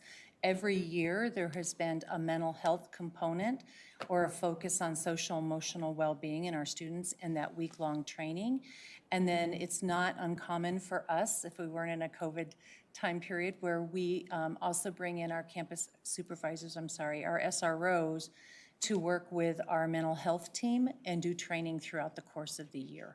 So it is a part quite heavily of the work that we do with them. Okay, thank you. And then can you talk about the number of counselors and psychologists assigned to each, I guess, Adams 12 school? I wish I had that data, and I just don't have that data in front of me. I know that, through our mill levy override that we did in 2018, there's a big chunk of that money that's dedicated to those we call them CELs, the social emotional learning counselors. And so we did increase those staffing numbers significantly in each of our schools and provide those supports at all grade levels. But I don't have those numbers right in front of me. I apologize. Okay, I would love it if you could follow up with that. Sure. I'm just really interested in, are there 3 mental health professionals or SOLs? Sal, yeah. Social, emotional, learning specialist. Okay, what Meredith said. But I'm just curious, like, are there a handful of those folks for every one SRO? And maybe another question is how do those folks interact and work together, right? Because it seems like there may be a lot of overlap. Can you talk more about that? I don't know if you can have enough overlap when it comes to social and emotional well-being of kids, so there may be. I think the focus may shift a little bit depending on just what the need is of that student and their what their comfort level is and who they're interacting with. But I would say that our counselors interact with our SROs on a regular basis. If our counselors are working with a student and they have concerns that we feel we need more community support or an SRO can come in and can help guide and inform, then they bring them in. So when it's a student who may be suicidal or has an intent to harm, then they usually bring in the SRO, and the SRO will do they'll do an assessment or work with them on their risk assessment to make that determination. The same thing with a threat assessment. A threat assessment's not a tool that we use that's punitive. It's a tool that we really use to try to discover what's going on with that student and the why behind some of the behaviors that they're exhibiting. And so having the SRO sitting at that table, working and building that relationship with the student is huge. And we have counselors that sit on that. We have district staff that's there. We always want to encourage our SROs because they may have a community resource that we are not privy to, or they may have additional information that can help support that student. So I think there's a perception on what the threat assessment process is, but it really is a tool to help guide and to rechannel that student into a more healthier environment. I think it has the name threat assessment, unfortunately, when it should be called a behavioral intervention tool, because it really is a BIT tool more than it is a threat assessment, but that's the lingo that we use in K-12, and so that's what we call them. If you get into the college levels, they call them behavioral intervention tools. So, but it is intended to correct, to fix the path and get them back on the right path and not to be punitive. Okay, that's great. I'm also curious, is there any sort of, I guess, thinking around potentially doing some sort of co-response where you've got an SRO that partners directly with, one of these SEALs? Now that I'm cells. SEALs responded to different things. It's okay, it's not my night. Cells, sorry. Is there any sort of plan in which, there's that, I guess, that sort of response that's happening? Because I guess, one thing I fully recognize, even in our own department, is that our officers are not mental health professionals and they receive training and that certainly helps them out in the field, but that is not their training. That is not what they're there to do. And you've got a lot of counselors and psychologists who have that expertise. And I'm just interested in what y'all are thinking there. Sure, I will, I'll tell you that, so I really like Denver Police Department's so they have a program, it's a community response program that pairs crisis mental health people with their officers. And I have started talking to Stacy about this just probably in the last month, around, I want to look at that program and figure out how we can do something like that in our schools, where if we have an officer who's going to respond to a student that's having some sort of emotional distress, that they are paired with a counselor or one of our cell team members, that they're making that response to that student together at the same time. So I have great interest in doing that, and I think that that's something that I'm confident that we'll have that implemented and at least a pilot and testing that program this school year. Okay, I'm excited to hear more about how that goes. Maybe you guys can come back and share some of those results with us. Thank you. Thank you.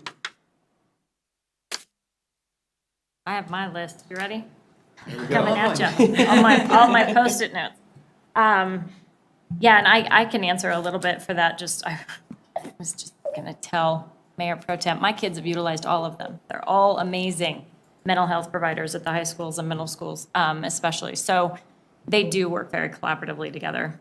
I'm so thankful for tonight's presentation, the fact that you are digging into this work with students at the forefront. This is not about the SROs, this is about kids, and that makes me really happy. I did have just some clarifying questions. Do our SROs wear body cams? Yes. Can you speak to when and they're on and when they're off? I think that needs to be directed at your division. Yeah, so they follow the same policy as the officers in the street. If there's anything that is investigative, criminal in nature, conflict-driven, or if there's a question regarding whether or not it should be on or off, the officers are to err on the side of caution and utilize the body cameras. When they're working in a counseling kind of a role, or if they're interacting with the students in a standard interaction that doesn't have any type of investigative purview or anything that's going to be pertinent to any type of criminal conduct, then there would be no body camera utilized in that. But the officers have body cameras on them at all times. Okay. And to that, if they're with a student that's under 18, is that footage that is accessible to the public? I will have to research that and get back to you. I don't think that we would just release that body camera footage. It would fall under the same rules as any other body camera footage respectively. Yeah. Not gonna release it. If we do, if it's a criminal thing, then we can also phase out faces and that kind of stuff. We can do redaction. I As necessary. have had students and parents ask me that question as far as, because as we have them in our city, they're starting to realize that they can access the footage if they request it. And then students feeling uncomfortable, and I don't want that to hinder your data going forward, is that I don't want to have an interaction with this SRO if it's going to be recorded. And I wonder if that's something that should be discussed with students, because that could very well impact, I'm thinking of kids, maybe they just want to have a mentoring conversation, a coaching conversation, but if they have a relationship and they share something personal, will they stop? Will they sort of set a boundary with that relationship because of the camera? Just wondering. Something to think about Certainly as. something we can look at. It's certainly something we can look at with our SROs. The policy as it is now for the SROs is that if it's anything that's investigative and has a legal investigation process to it, it is to utilize the body cameras. If it's a coaching, mentoring type scenario, no body camera is necessary in those circumstances. Thank you. I think that's great feedback, though, and that's definitely something I think we should be talking to our students about. Sure. When is it on and when is it not? Because that's an excellent point, that someone might not come talk to us if they think that is recording and it's going to become a public record. Yeah. It's in my notes. Thank look you. into that. I appreciate it. And then a couple things that I was thinking about through the data. So Mayor Pro Tem asked the question about previous year's data. This was a snapshot from January to May, so roughly a semester. And it included some data. But the district does have data around police contact because they put it into campus, right? So I guess I'm only asking, not because I'm sad you didn't bring it, but because I kind of want to maybe just a gut reaction to the data you know you have about how was that COVID semester, right? Was it higher in some of the welfare checks and the child abuse and domestic concerns? And was it lower in actual arrests, or was there any comparison there, like a second semester to second semester? We did that comparison with our Safe to Tell reports. Okay. And with our threat assessments. And what we found is that there was a significant uptick in threat assessments and not so much with Safe to Tell reports. That kind of leveled off a little bit. But definitely with our threat assessments, we saw an uptick in April and in May. That was one of our busiest periods of times for threat assessments compared to the last, I think, 3 years. We did not do a comparison, because again, it's kind of hard because there's not that apple-to-apple comparison. We have some of the data from the years past from the SROs for that 2232-146, which is all that reactive. But what we don't have is we haven't gone back and looked at all of those interactions to determine if those arrests truly were arrests or if they were something that was coming out of NIBRS. So we just started this process, so that's the kind of work we haven't looked back on. We're hoping that we can get a good year under our belt and get some good data for this next upcoming school year. I think it's challenging when you're looking at data when it's been COVID. Students were only in school 4 days a week instead of the 5. Elementaries were in more than our secondary schools were, so, and then you look at just the dysregulation with our families and our students that COVID brought on. So I think it's really hard to do that kind of comparison because just nationally, we've just seen so many different challenges that have been impacting our children. Really quickly, I wanted to go back to slide 40. I don't know if we can do it up there or just in my own personal world here. So the family school relationship survey, for all of those, while the numbers, I think you used the phrase over 50, they still are concerning to me. And so, because even if you look at a 71, that's 29% that feel the opposite.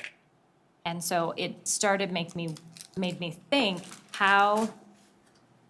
what are the next steps with the data, but also how might you, because it was an anonymous survey, how might you actually connect with a student that said, I don't feel safe, and get more information? Or is there another version of the survey in the future that maybe would get to that a little more? Like, if no, can you tell us more? Because I just don't know how you can truly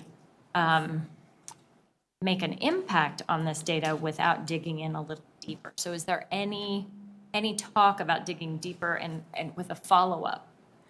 So we haven't talked about the follow-up as far as another survey that may alter some of the questions. Right. But what we talked about is just the recognition, that 29% that you speak of, that there's an opportunity there for us to work with our administration and our SROs to continue to build systems and processes that support our student in a way that's maybe non-traditional.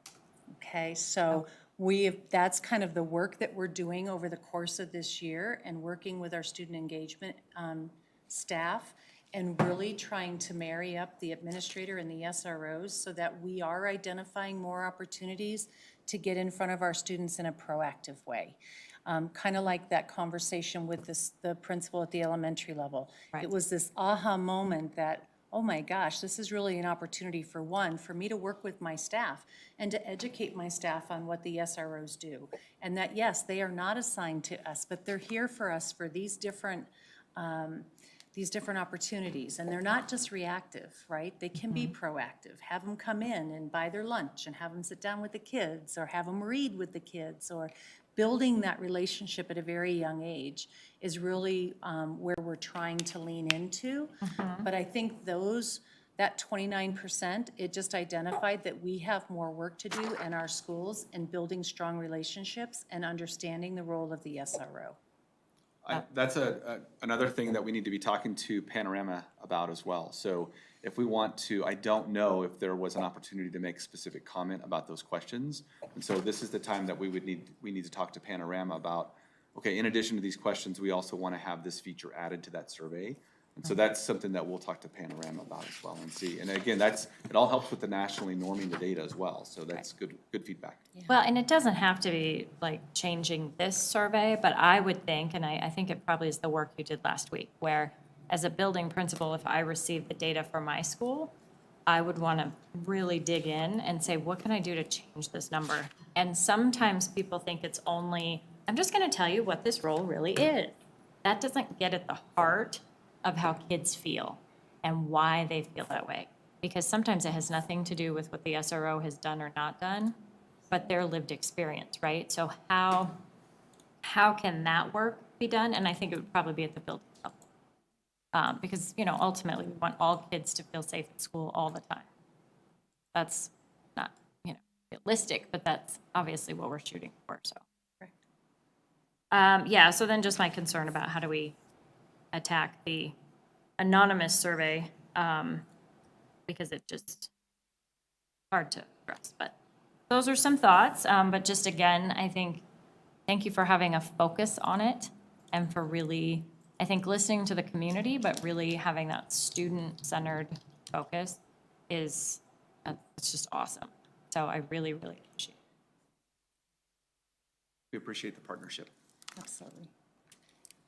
Anybody else? All right, thank you. Thank you so much. Thank you. Thank you. Have a good night.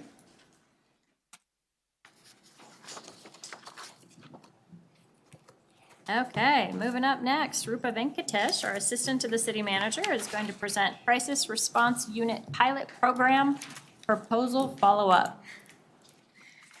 Good evening, Mayor and Council. Let me actually flip to our presentation.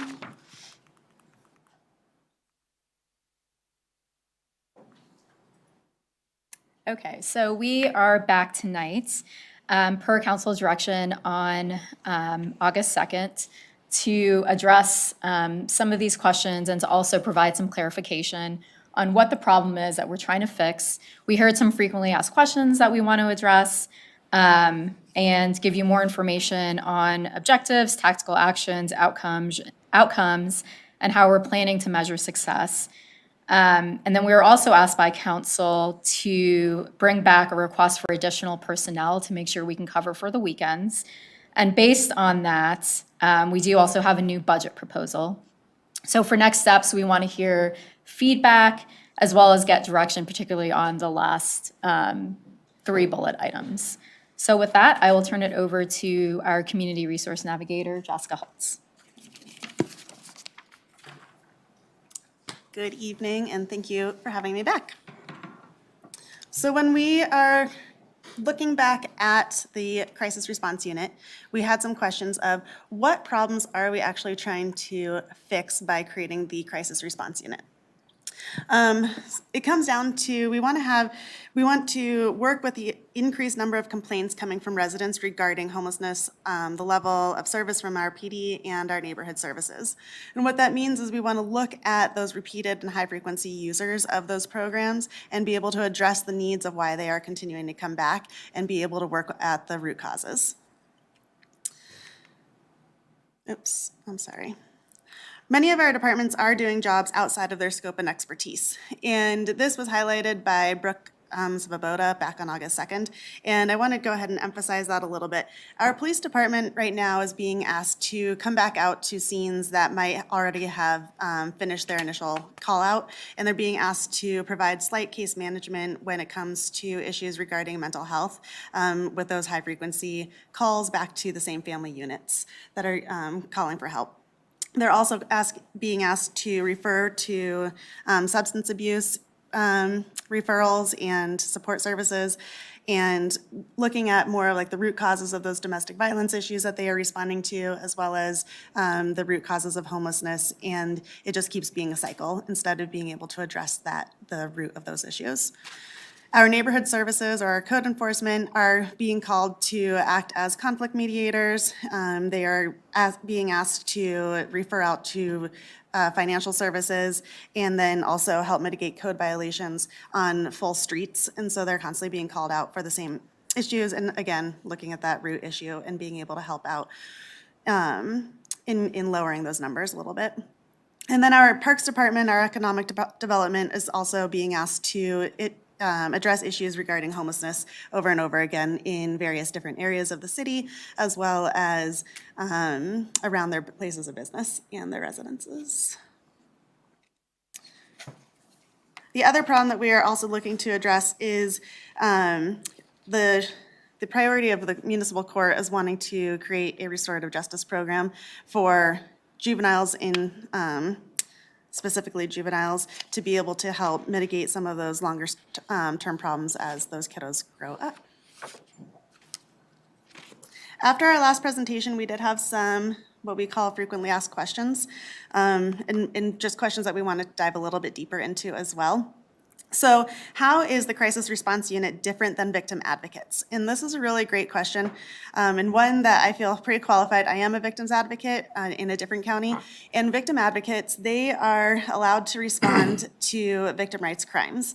And victim rights crimes are crimes that are typically interpersonal in nature, so sexual violence, domestic violence, robbery when it's off of a person, when a household has their doors smashed in and there's a threat to safety.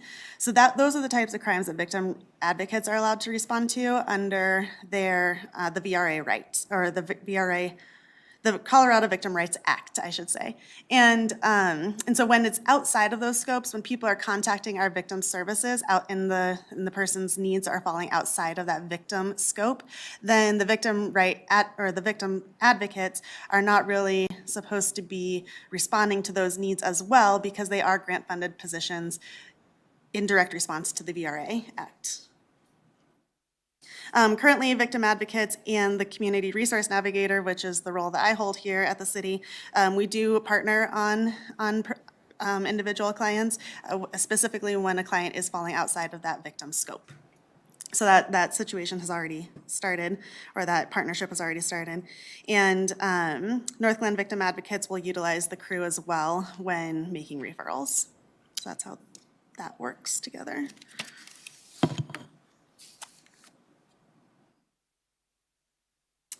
Another question we received was, isn't this a social service program and the county's responsibility? And that is a good question. Many cities and towns have been faced with increasing societal challenges. They used to be big city problems. And in response to that, municipalities are being asked to come up with creative solutions that directly influences their unique clientele or their residents that live within their zoning districts. The demands on cities and towns to provide creative and effective solutions to addressing new challenges have expanded what has traditionally been viewed as a municipal service. So that's been a trend across municipalities, especially in Northglenn, as we are considered the northern Denver metro area.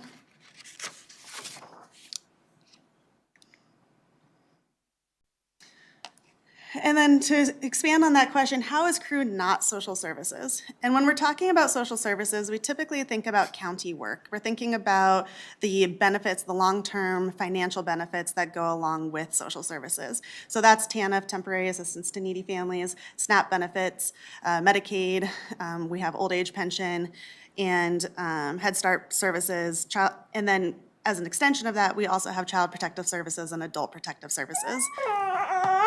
And I thought it was a siren. And it is kind of. Yeah.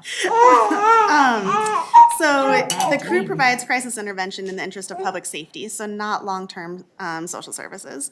The crew falls more in line with public safety and less with those financial benefits that they would be referring out to. So it'd be a connection from crisis intervention to those long-term social services. And the internal program allows for the crisis response unit to align with the city values and to build with trust within the officers and the community that they are a part of, which is Northglenn.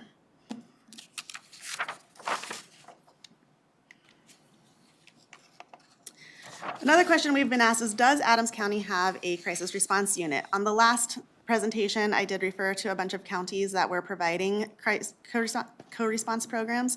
And currently, Adams County does not have a crisis response unit.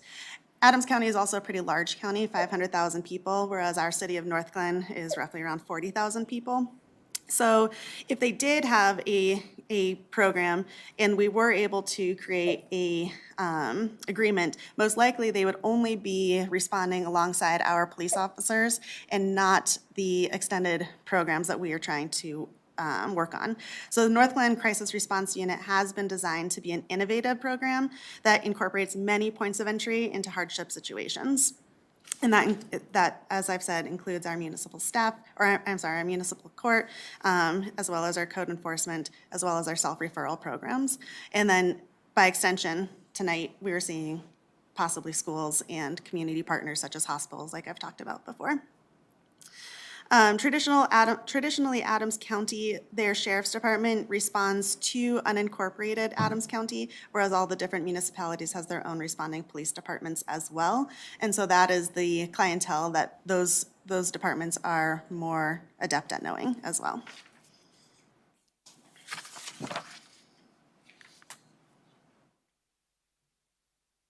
So couldn't we have just one regional crisis response unit? But we could create an IGA with a different law enforcement agency, and that would move this model to that external model that I was talking about in the last one. So to quickly refresh that, we have an internal model that's being proposed for Northglenn, which allows the crisis responders to work directly with our Northglenn responders. We would know the areas, we would know the geographical locations, we would know the high-frequency users, we'd have really good shared data between all of the different units.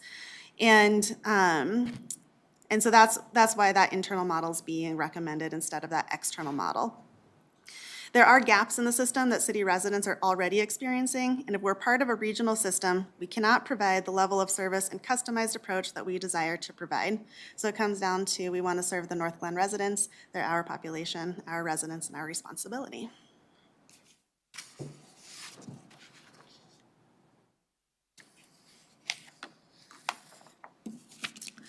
So this mission was read at the last meeting, but I'm just going to refresh it right now. The Crisis Response Unit will work to ease hardships for residents of the city of Northglenn by aiding police response and creating a path for self-advocacy through the use of an on-scene crisis response team, case management, and conflict resolution.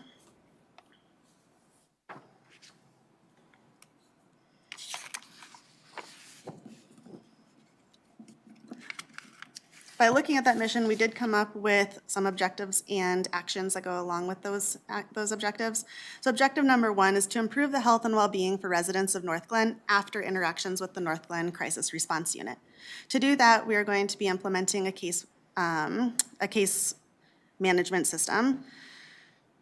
I'm sorry, I got ahead of myself. We're going to implement a systematic way of following up with residents who are navigating systems until the resident is connected with the right resources. That is by using a case management system. We want to be able to circle back to that same client and make sure that not only were they referred to the appropriate resources, but they were actually able to be connected and were able to utilize their application systems.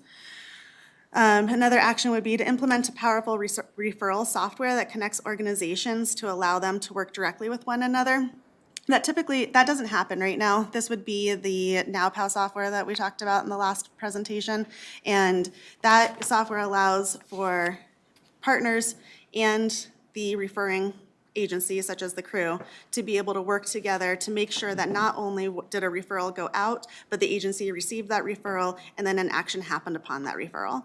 And it can also work backwards. Those partners would be able to refer directly to the crew as well. So it would be a both ways communication for those clients, and we'd be able to track which ones were actually being connected.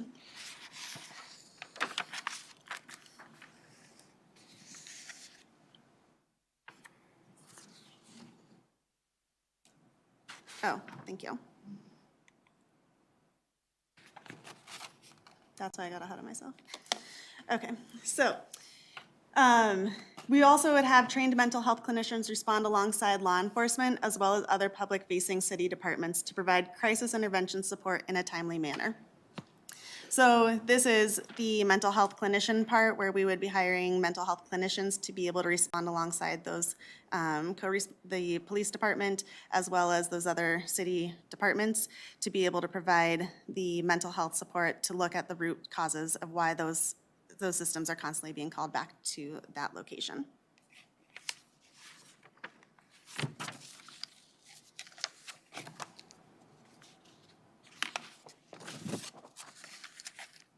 Our objective number 2 would be to create a pathway to self-advocacy for residents of Northglenn. And we would do that by providing a self-referral avenue for residents in hardship situations to be able to connect to the crew. That would be by using that community resource navigator position and by having those open office hours that people are able to make direct calls, get in contact with a responder, and be able to utilize the entire crisis response unit by having that single contact for personal referrals.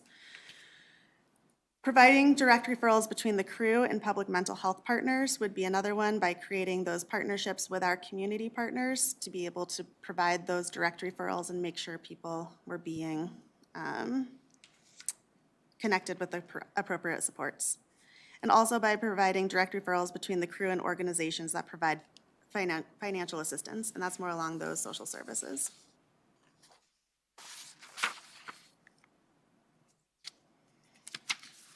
And objective number 3 is to create a service that Northglenn Police can utilize while triaging calls that include crisis response.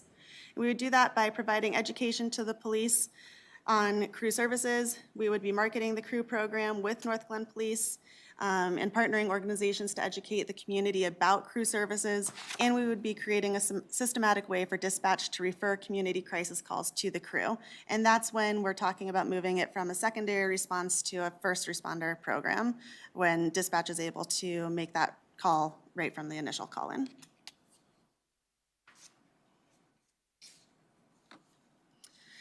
So the proposed outcomes that we would want to see from the crew is to prevent unnecessary incarcerations and hospitalizations for Northglenn residents. We would want to identify opportunities to partner with organizations to provide alternative community-based care. We would want to ease hardship for residents by connecting them to resources to provide pathways for self-advocacy. We would want to allow police and neighborhood services officers to return to their primary functions, which is public safety and their health and life safety, that code, what Brooks Svoboda was talking about the last time. And then the residents would also avoid entry into the criminal justice system upon first contact with law enforcement, because we'd be able to analyze if there are more appropriate resources at that point in time.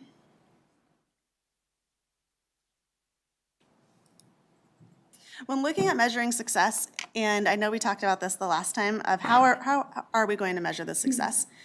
We have input from all of the different departments, but we are missing is our baseline data. So what we would like to propose is that the first 6 months is about acquiring baseline data by being able to track it, by getting that software program up and running, and being able to gather where are our points of entry and who's utilizing this program the most, what services are being referred to the most, and what connections are making the strongest difference. At that 6-month point in time, we would like to pause and then go ahead and start putting numbers to the goals that are being desired by all of these different city departments.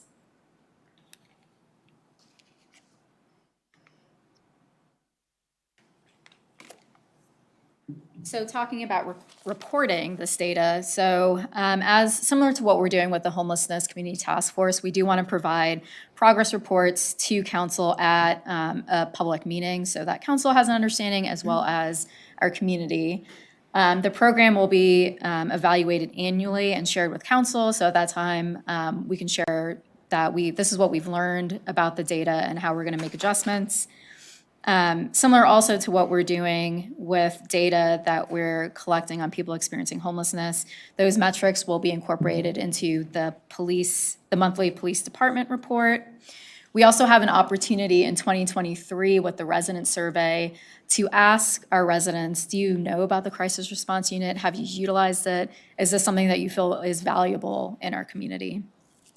And then finally, This program funding is requested through the end of 2024 as a pilot program. So we'll bring back a discussion with council on whether or not to continue the program in the 25 budget.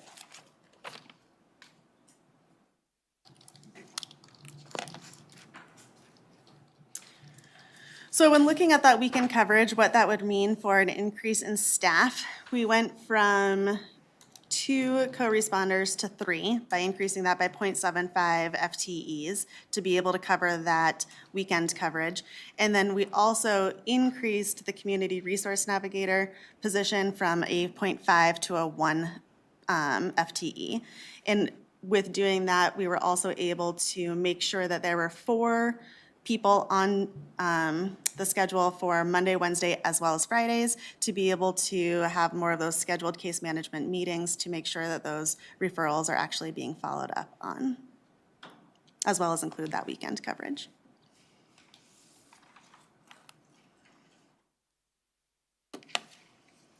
So this is just to reiterate what Jessica mentioned. So the addition of the additional 0.75 FTE for co-responders brings it up to 2.5 FTE. We're still keeping the 1 full-time program manager and then moving up that half FTE to a full-time community resource navigator, which brings the annual total to $440,000. So as we talk about next steps, next week, council will hear a discussion on the American Rescue Plan Act's funding. So tonight, we are asking for council to give feedback and direction on whether or not you want the $440,000 request for this pilot program to be included in the discussion for ARPA next week. So based on that discussion and tonight's discussion, our plan is to go ahead and post the positions that first week in August, that week of August 30th. And again, I just want to say any of this timeline can be changed based on your feedback. But this will allow us to start the program as quickly as possible. If we post positions the week of August 30th, we can select a program manager the week of September 7th. We'll start the selection process based on our applicant pool in September and October. And then October 25th is when council will approve or consider approval for the budget as well as personnel. November and December is when we do training and what we're calling soft opening, so introducing crew to the police department, to the community, and starting to go out on those calls. And then January 1st, 2020, the program will be fully operational. And as I mentioned, the data will be shared quarterly and monthly. And then in 2024, council will make a determination whether to continue the pilot program as something operational within our budget. And with that, I'll open it up for questions, and Police Chief May is also still here to answer any questions as well. Mayor? Yeah. And I apologize because I wasn't here when you did the initial presentation. So I am wondering, for the money that you're requesting to use, what other programs or what other things could we be utilizing that money for that might be needed in the city? Are you talking about in terms of the American Rescue Plan? Yes. So we'll have that discussion next week, but I don't know if city manager wants to. But you did present last week, is that correct? Or the last study session? So we presented on this program last week, but Okay. next week is when we'll hear what the plans are or recommendations for ARPA funding. Okay, so I guess. Sure. Or do you want to? Yeah, let me jump in here and Enlighten me I'll. a little bit, because Yeah. I know you're pretty active with that particular. Absolutely. Funding. So a couple different pieces. The guidance on use of ARPA funding, as Jason Loveland, our finance director, alluded to a couple weeks, actually last week, is evolving. And so we've been taking it slow in terms of staff bringing forward recommendations, but we're at a better place at this point in time. And based on that initial discussion that we had on ARPA funding in late July, council's direction to us was to identify specific projects that we could utilize ARPA fundings for. So right now, crew is one program that I would say is more unique and more immediate of a short-term program that we can stand up as a city. The other recommendations that you're going to hear next week are more infrastructure related, along with a couple other programs that aren't infrastructure related. We're going to be bringing forward a premium pay proposal, not in its entirety, but the concept of it, along with a couple other pieces. Because we have through the end of 2024, that's that long-term view. The other aspect that I'll say to keep in mind is if council's not comfortable giving us direction tonight to move forward with this, and you want to, one, have the discussion about ARPA funding next week, we can do that. And then two, on September 13th, we'll present the proposed 2022 budget, and then you'll have that full budget picture. We're fine with that too. We're recommending ARPA funding because it fits with the criteria based on what the U.S. Treasury has outlined. If we don't use ARPA funding and council wants to continue to move forward with this pilot program, then I'll need to look at what impact that has to the general fund. We are looking at this proposal with a long-term view, and we'll talk about it when we get into the budget discussion on September 13th, and that speaks to the analysis and the data collection, that the overall program assessment that we need to be doing every year that we have this pilot program. Because at that future point in time, I think in late 2024, leading into 2025 budget, council will, and I'll need to advise council, make a recommendation whether or not we continue the program. So we are treating it as a pilot program, which I think is an appropriate use of the ARPA funding, and that keeps general fund dollars available for other needs. And you'll see when we present the 2022 budget, there's a lot of need across the city. So I think it is a great example of a unique use of ARPA funding, but ultimately that council, this is your decision, and if you support the program. Thank you, Heather. I really appreciate that response. Just for me, I just would like to hear more of what you're preparing for next week before I would want to support the program. And I do appreciate all of the answers to my questions, because I heard all the answers here, and I do appreciate them.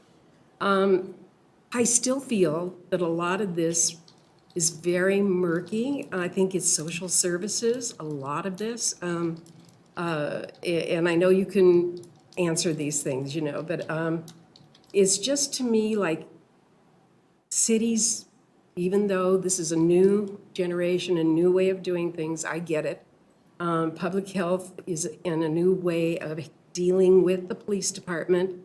I just want to see, I'm not comfortable with not working with the county. I mean, I think that probably the county would say, yes, go ahead and use your money that way, and we'll use our money a different way, but I'm very regional in my thinking.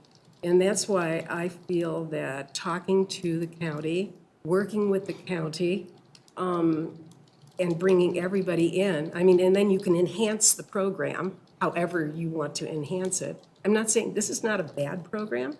I am just saying it just, to me, feels like it's social services, basically. And I can't get away from that. Sure. And that's why I even mentioned about the victim advocacy.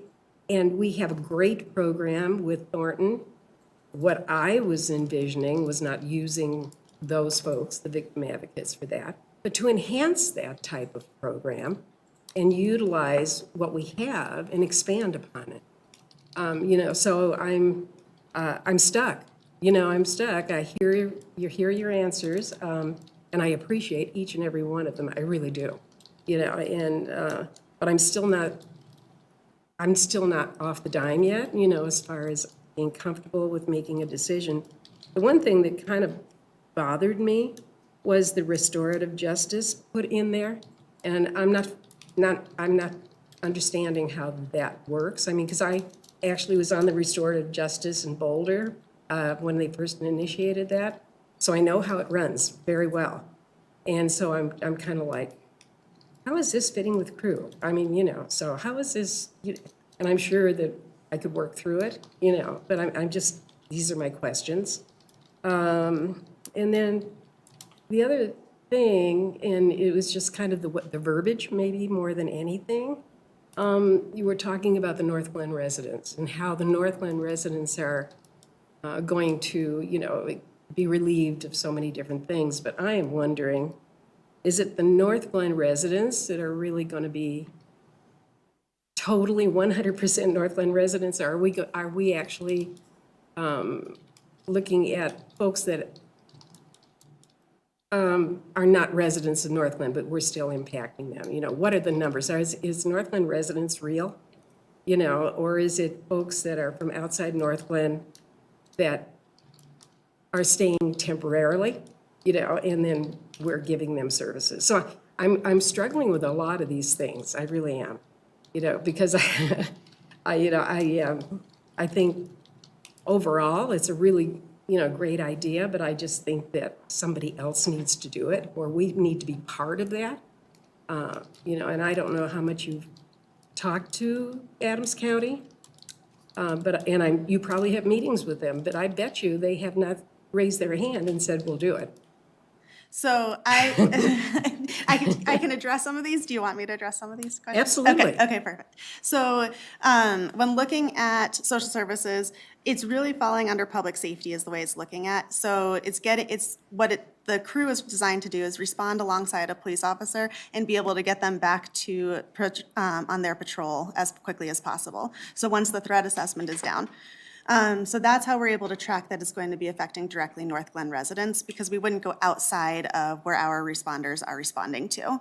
So when we're talking about the personal referrals, which I think you were bringing it to, like the clientele that Community Resource Navigator currently works with, which about 50% of their time is worked on with people experiencing homelessness. So then we don't have an accurate data of where that person resides full-time.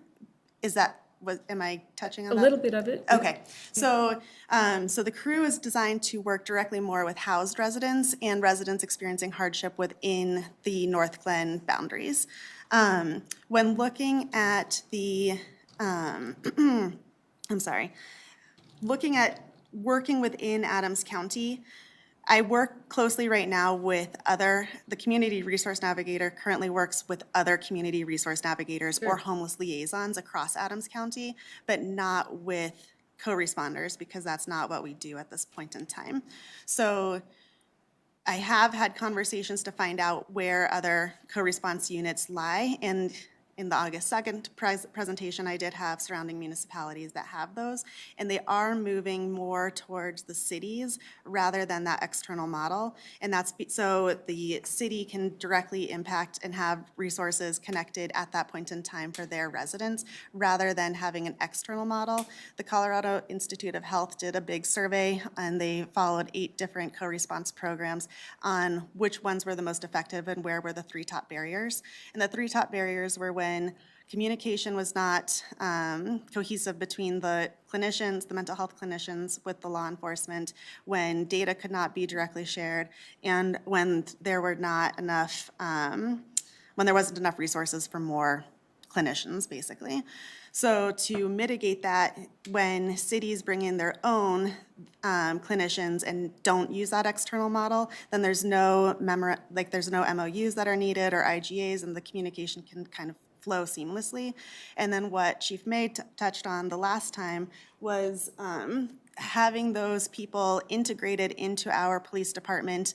The offices would be right there within our police department. Then that trust can really grow, because responding on scene, you've worked in RJ, so you know, like when you're responding with an officer, or you're responding to a crisis scene, being able to trust each other that you're going to have a respect for chain of command, and the way that safety situation is going to play out, then that's going to enhance the program. Whereas if you have an external model and the police officers don't really know the clinicians that are responding because they aren't working side by side every day. And it's just call them in when we need them. Then there's a little bit more reluctance to call in those clinicians because it's going to take more time if they're traveling from across the county. It's going to not be as like you don't really understand how they're going to be responding on scene. So that's where cities are moving to more of that internal program. The last time, so I have talked to surrounding municipalities that have done this, mostly Longmont, the city of Longmont, Boulder County, Boulder County does do the external model with multiple municipalities within Boulder County, but then what they have found is that the municipalities are now saying, we want our own. So for example, the city of Erie now has their own responder that's separate from the Boulder County, even though it's housed within that, but they wanted their own person housed within the Erie department. And Longmont did the same thing. City of Boulder is moving away from having an external model. They're going to their internal model. So that touches on the county versus the city. Am I missing any of your No, questions? you're not missing anything. Okay. So that as you're answering the question, then it brings me right back to our victim advocate program and enhancing it rather than creating a new wheel. And I'm talking about using an existing one and enhancing it. I mean, and I know the chief is jumping up here, but Well, Joyce, you've been part of, with the victim advocate program we have, but it's Right. two different functions. right. And I think that's the biggest thing. And years ago, I sat as a young officer on a board with you at Northglenn Build a Generation, which was a visionary thing and was based on Northglenn. Right. And then other hands got into the pot and took it to a direction that we really didn't want it to go, right? So this is an opportunity that I think that the purpose is just as that co-response. When we go out there and make contact, it's tough for us to do that 10-minute counseling session when there's bigger things and more resources that those individuals may need. So I can tell you, I'm pretty excited about this program. I think that we're doing it right, setting the foundation strong early, where it is going to be in-house. It is going to be a Northglenn program. We've been kicking around pilot, but this is bigger than that. I think, the impact that we'll be able to do with our community and also the help and free up some of the officers' time is gonna be invaluable. And again, I see the potential of it. I see the hard work that Jessica puts in. She's incredibly competent on, working with her over this last year. I know it's going to be a great program. Roop has been assisting as well. So I was told a long time ago, put smarter people out in front and get out of their way, and they are. I mean, they just put together a great program. So I know you have a lot of hesitation. I know it's costly, but I think it's a great investment in our community, and that's just my opinion. Well, and don't get me wrong, I think the program is probably a good program. I'm not saying that. I just have questions, Yeah. about how to make it even better. I mean, I love it when Northglenn's on the cutting edge of things because throughout the years, the other communities have mimicked what we have done in every area. I mean, so I'm excited about that.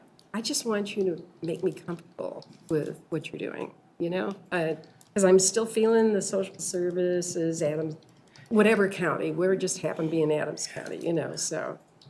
I think that, when we do the contacts and we're out in the community, I think you're going to see a better response. We've seen that already from our community members when it's dealing with homelessness, the job Jessica's done. And I think, expanding this to other things, especially those with, in mental distress, I think that's also going to help our community. One of the things that we've seen rise in the last, 2 years has been, suicide, right? Not only in teen suicide, but also our community members in that distress. So the more people we can get out there and the more touches we can with our community members, I think the better off we'll be. And I'm an advocate of community policing, I always have been, so I see that that's part of the whole thing. I mean, I'm just I'm just a little hesitant about everything, I'm, so. I hope over the next couple weeks, and if there's more information or more questions, please ask if there's something that comes up. And I bet you we can get the answers for them. So, thank you very much, I appreciate it. So for me, I would still like to hear the presentation, I don't know if it would be funding from our budget or otherwise, it's not a bad program, I'm not comfortable with where we are going, that's all, Councilmember Goff? Thank you, Mayor. I just wanted to say, this is an exciting program. I'm totally in support of it. What I heard you say, and working with the homelessness task force, it's not, I don't want to say anything or give the impression I'm being critical of Adams County, but it is a big county. And if this was a county program, county-level program, then Northglenn would kind of be in competition with a lot of other municipalities for those services. And we could be calling somebody and they're out in Thornton and some other places and they can't come. So I really like the idea of this being under, our more local control, supervision. We get to design it the way we want. We can tweak it. We can change it over, after the first year or 2 years or whatever.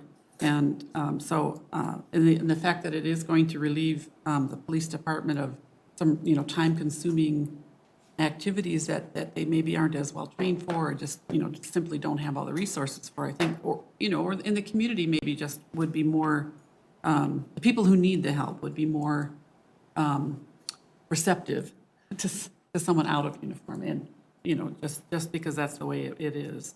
So I'm really excited about this. I hope to see more about it. I think the ARPA funds would be a great way to fund it initially, because as I said, I think over, like the next couple of years, we can change it, we can see how well it's working, we can cut it down, add it, enhance it, we'll do whatever we like. So that's just my comments. Councilmember Wittkevic? Thanks, Mayor. I agree with much of what Councilmember Goff just said. I really enjoyed the last presentation, and I think you came back to us with exactly what we asked for. Covering those weekend shifts. And I think you had overwhelming support for your first presentation, and I think this is great because it serves the needs of our residents here in Northglenn. And the fact that Chief May supports it 100%, makes me feel really good about it. And I'm still in favor of using the ARPA funds, but, I understand if other council members want to look at the overall picture. But I'm still 100% in support. Thank you. Mayor Pro Tem Wilford? Thank you, Madam Mayor. I'm completely echoing literally everything Councilmember Wittkevic just said. I feel like you all really heard the feedback and the questions that we had in the last presentation, and I feel like what you've outlined in terms of objectives and data collection is really solid. And I continue to be excited and supportive of the program and the use of funds. So thank you. Councilmember Lookman-Heramos? Thank you, Mayor. To echo what everyone else is saying, I'm definitely still on board and very supportive of the program.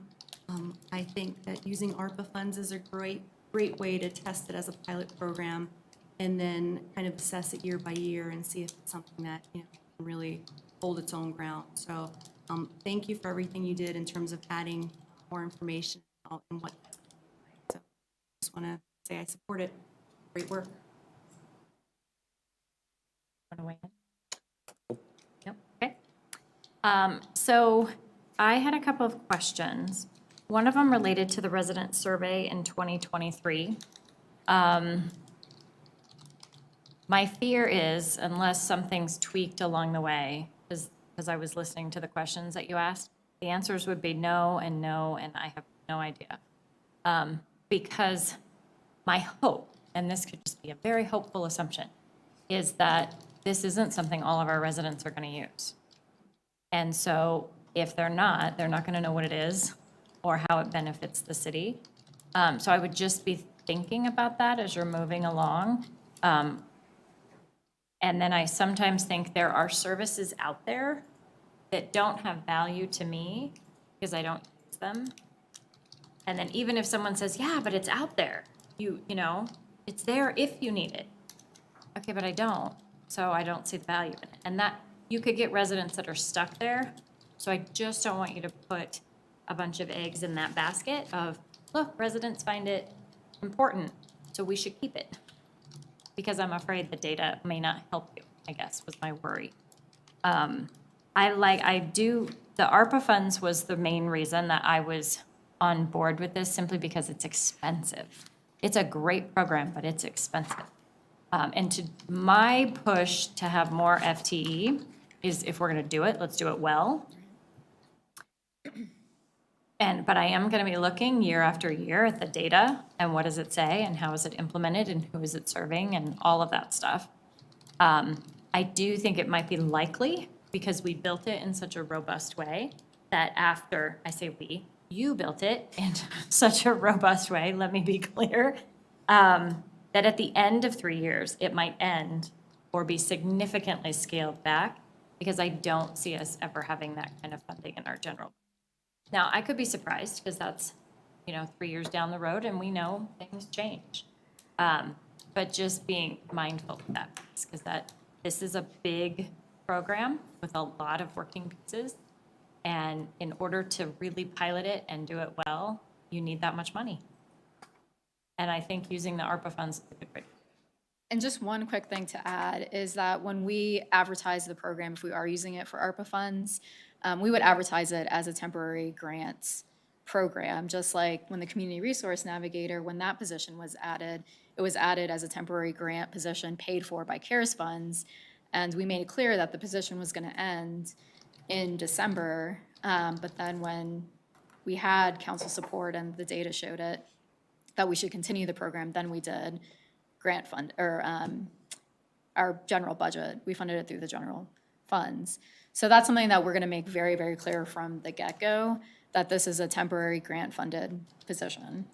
I also want to comment on that piece real quick too, because last time you were asking me if we could expand and get more FTEs, and I looked a little hesitant up here, because what I didn't want to see is us grow a really big program and then look at general budget dollars and have to shrink it to something that wasn't functional.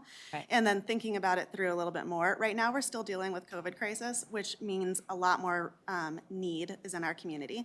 So we'd have that boost right now in FTEs, if it did have to go down, to be able to streamline the services, make those strong connections, be able to really foster those relationships, and then also directly address the COVID needs. And then hopefully by 3 years down the road, we won't have that same boost in needs. Absolutely. Yeah. This is also one of those types of programs that you do hope will not be needed forever, right? Because if it does its job well, then we'll get people back up on their feet. But, yeah, so thank you. Any other final comments or questions? Nope. Mayor, Okay. may I just recap that? I'm hearing consensus, so I'm going to direct staff to go ahead and move forward Yes. with posting the positions. Okay, great, thank you. Okay, so we are going to adjourn to executive session, but I will entertain a motion to do so.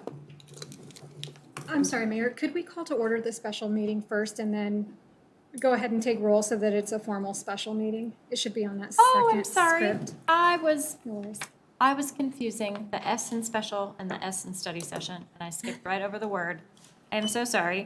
I am adjourning the study session as of right now. All right. I will now call to order the special city council meeting of August 16th, 2021. Joanna, will you call the roll, please? Mayor Leidy, Here. Mayor Pro Tem Wilford, Here. Councilmember Whitkovich, Here. Councilmember Peterson, Here. Councilmember Downing, Here. Councilmember Brown is absent, Councilmember Goff, Here. Councilmember Duran Malika. Here. Councilmember Lukman Hiramasa. Here. I will entertain a motion to adjourn executive session pursuant to section 4.5A of the City of Northglenn Home Rule Charter for personnel matters regarding council appointee evaluation. So moved. Second. Really quickly before we vote, Joanna, should I have taken a break before we called that meeting to order, or can we take a break mid-special meeting? Yeah, so if the motion is approved, council will actually adjourn to executive session. So there can be a short break while equipment's broken down and all of that good Fantastic. stuff. Thank you. Will you call the vote, please? Would you like to do a roll call vote, or would you like to Oh, use open the vote. Okay. I'm sorry, No I will worries. use the right words in just a all minute. good. Please open the vote. The vote is open. I have all the wrong words with it. Joanna, can I vote verbally? Sure. Yes. Okay. That's, I'll log in, I was gonna log, okay.